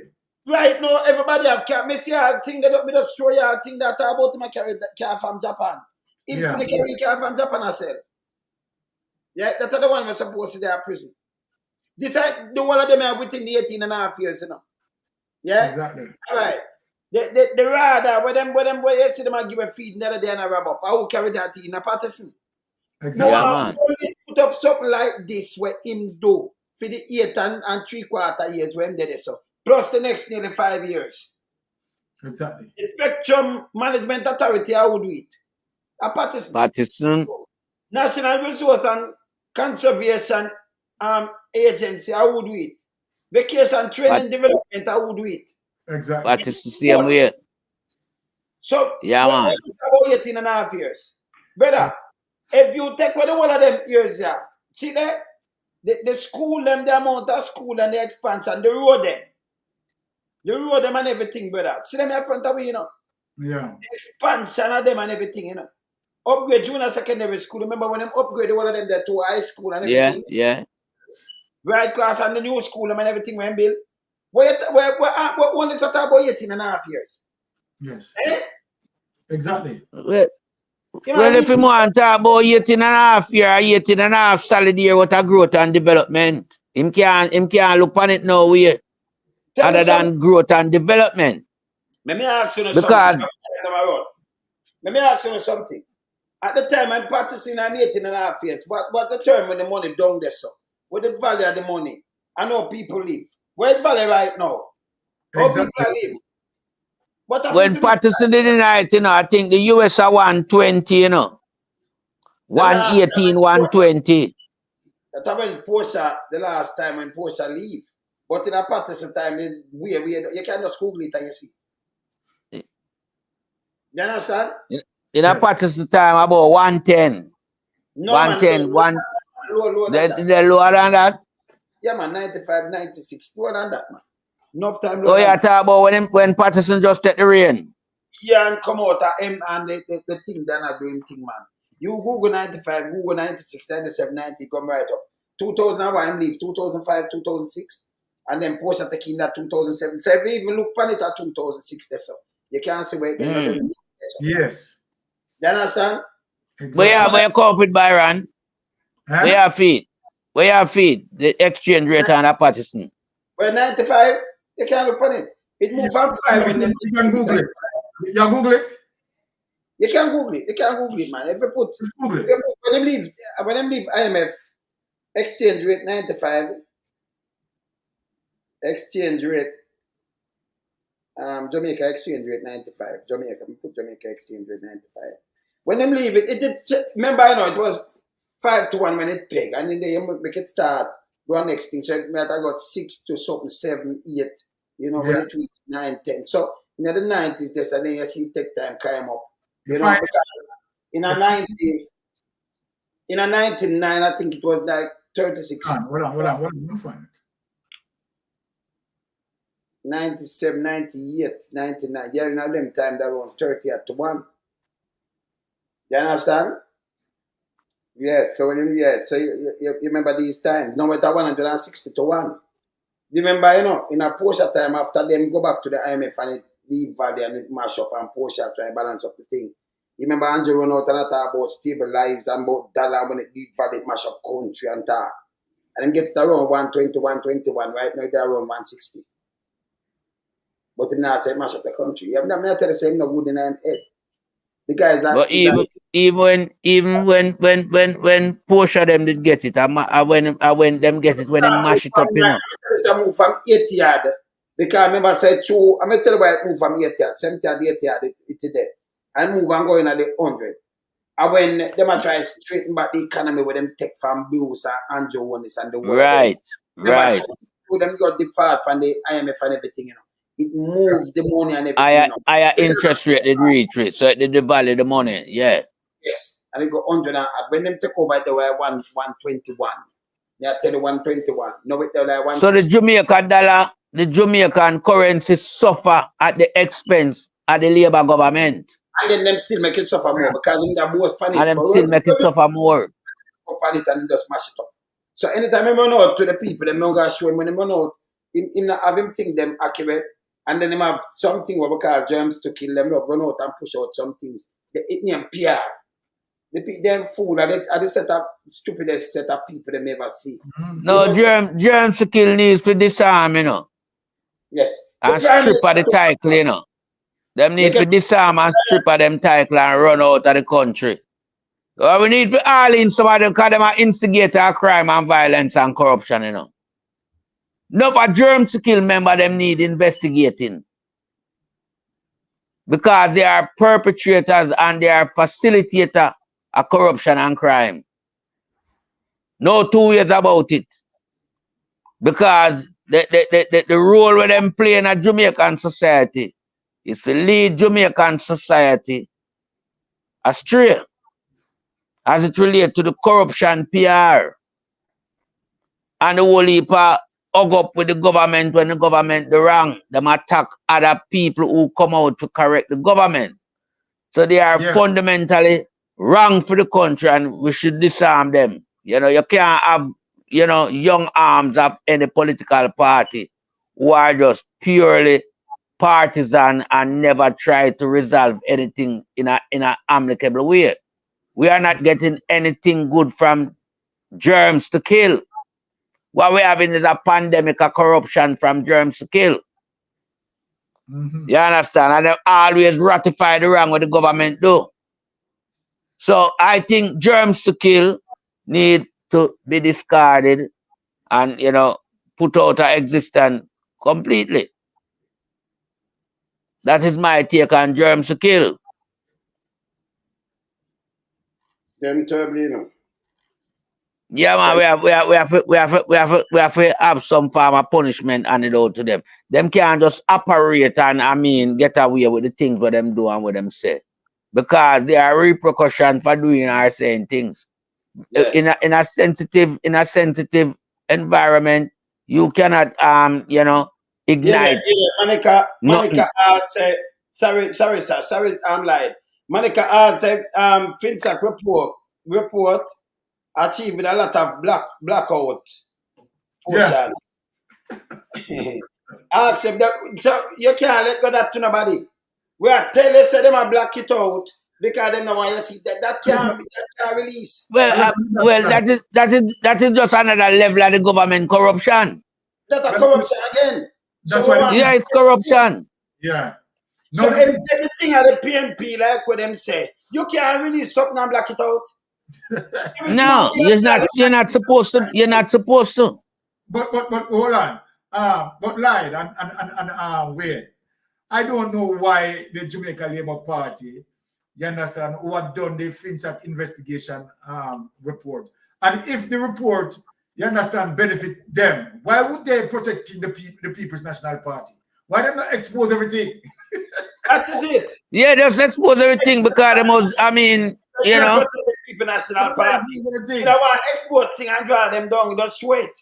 Exactly. Them never say like about 5 People's National Party personnel under investigation. So now it table just release it as what Byron said. I'm going to see the 5 People's National Party representative. But we know it not have no such figure headed from over the People's National Party. But the thing is, they're just lie and corruption and PR them spread. Because there's no way the People's National Party. There is no, well, I know, my brother, there's no way the People's National Party will have any member involved in this, you know, because them not angle the money in Jamaica, you know. Not given to them, you know. It's a drought period, them operate as opposition in the country, you know. All Michael lock off on them in a parliament, so what them could have get? That's them have them and well sticky pan the money. And all them have angle money and do all of the wrongdoing. So we know Integrity Commissioner investigate them and them only. Because Mark Golding has assembled a very reputable People's National Party team of representative. You understand? You want me to answer to you? Me talk to the government now, man. The government will put out this shit here. If you black out the thing, we're not gonna read it. We're gonna burn you. Tomorrow, we're gonna burn you from now till eternity. Me could just send a message. I the same for the same. So better time just put it out and make a read it and done. Yeah. Put out everything with Paul Chin Young and SSL. Them are black out the SSL. Them are black out Paul Chin Young, Siaga, the one of them, you know. Them are black out everything with them are do. It cannot work when I read it. Yes. Remember that everything with them black out, you know. We have it, you know. All right. We have it. I'll show it. Yeah. Well, I'll look with them black out and I'll show it.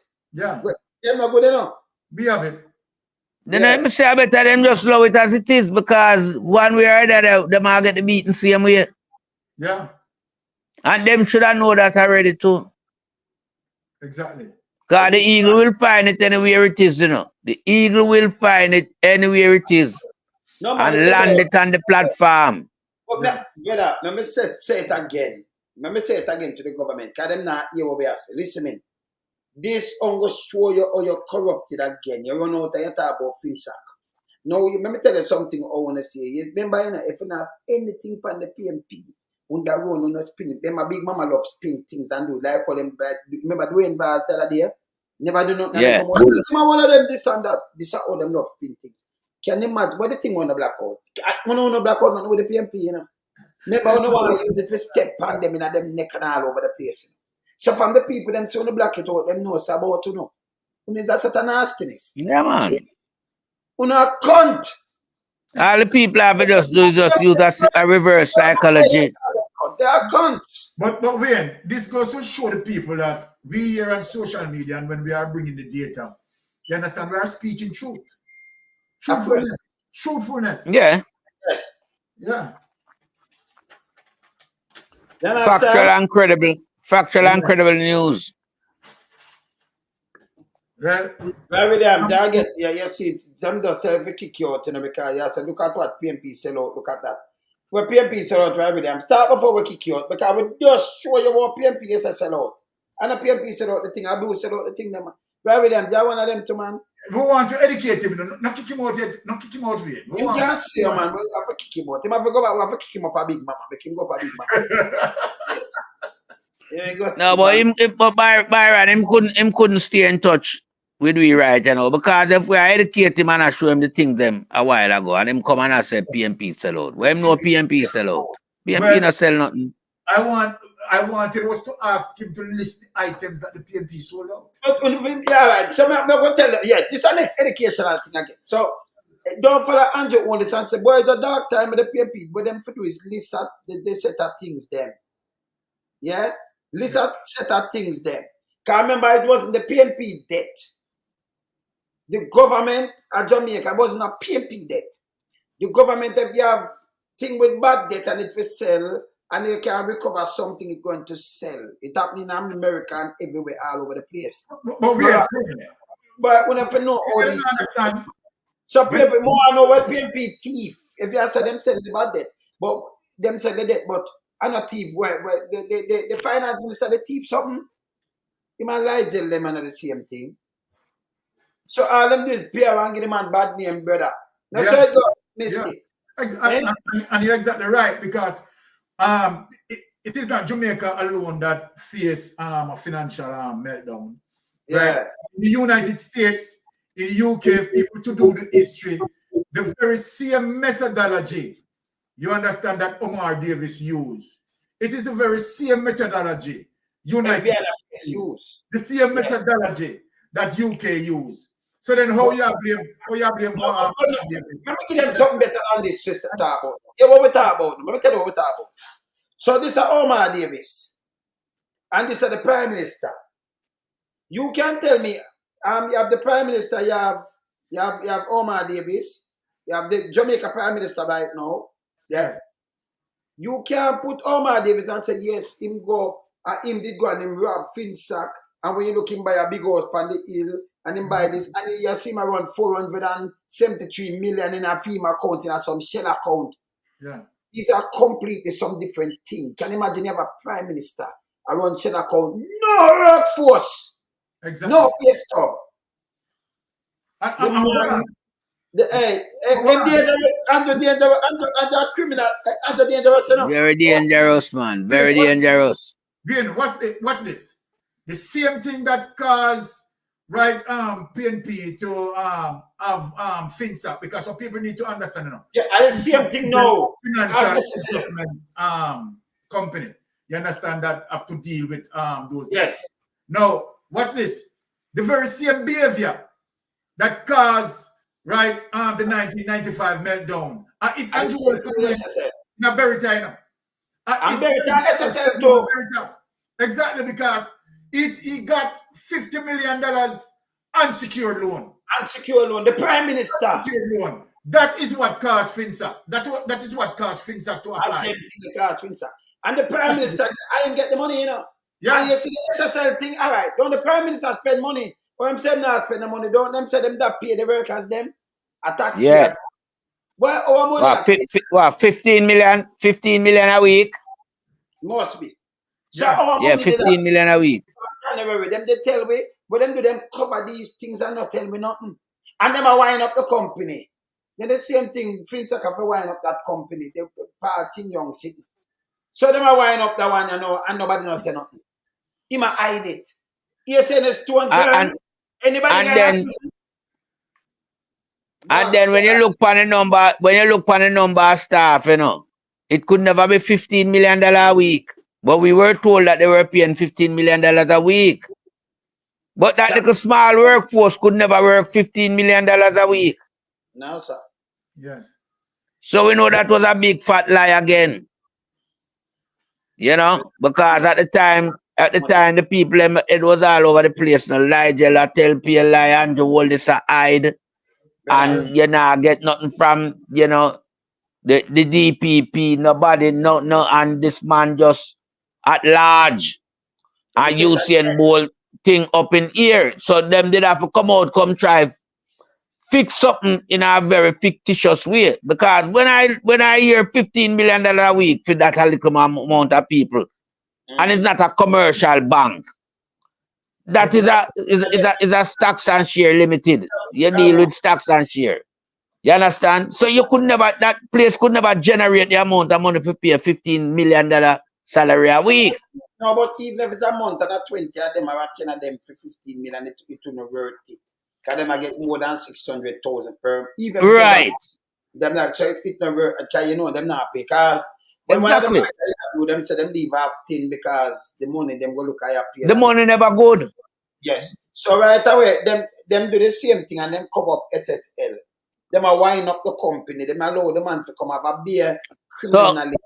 So that goes to show you when them announce so them appear that 15. Well, I know, my brother.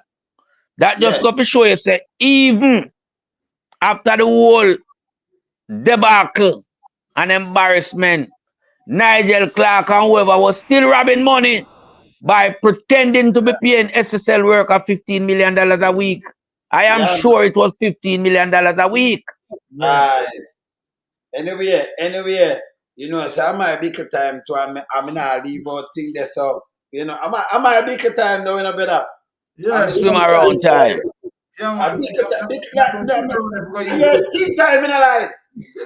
Well, yeah, man, a tea time for me now. Definitely I have a cup of tea and few biscuit before. Yeah. You know. I'm going to brush a fish when I have upstairs there, you know. And I want to tell you, I want to know. Yes. By 5 o'clock, me in the building, because me I finish up the building, you know. So, hey, hold on. What you want to feel like? Now, yeah. Up there because I have to come cut the ribbon. All right. Because me I look for somebody, you know. Yes. A serious thing. Would I like him come cut that ribbon, yeah? Yes. You like cut ribbon? Man. Yes. Yeah, man. Him can't come cut that ribbon, yeah. But me not send him back, you know. Me not send him back, man. Me I hold on for him when him come, man.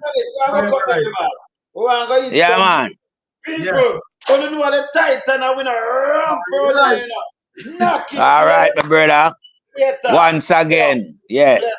We are.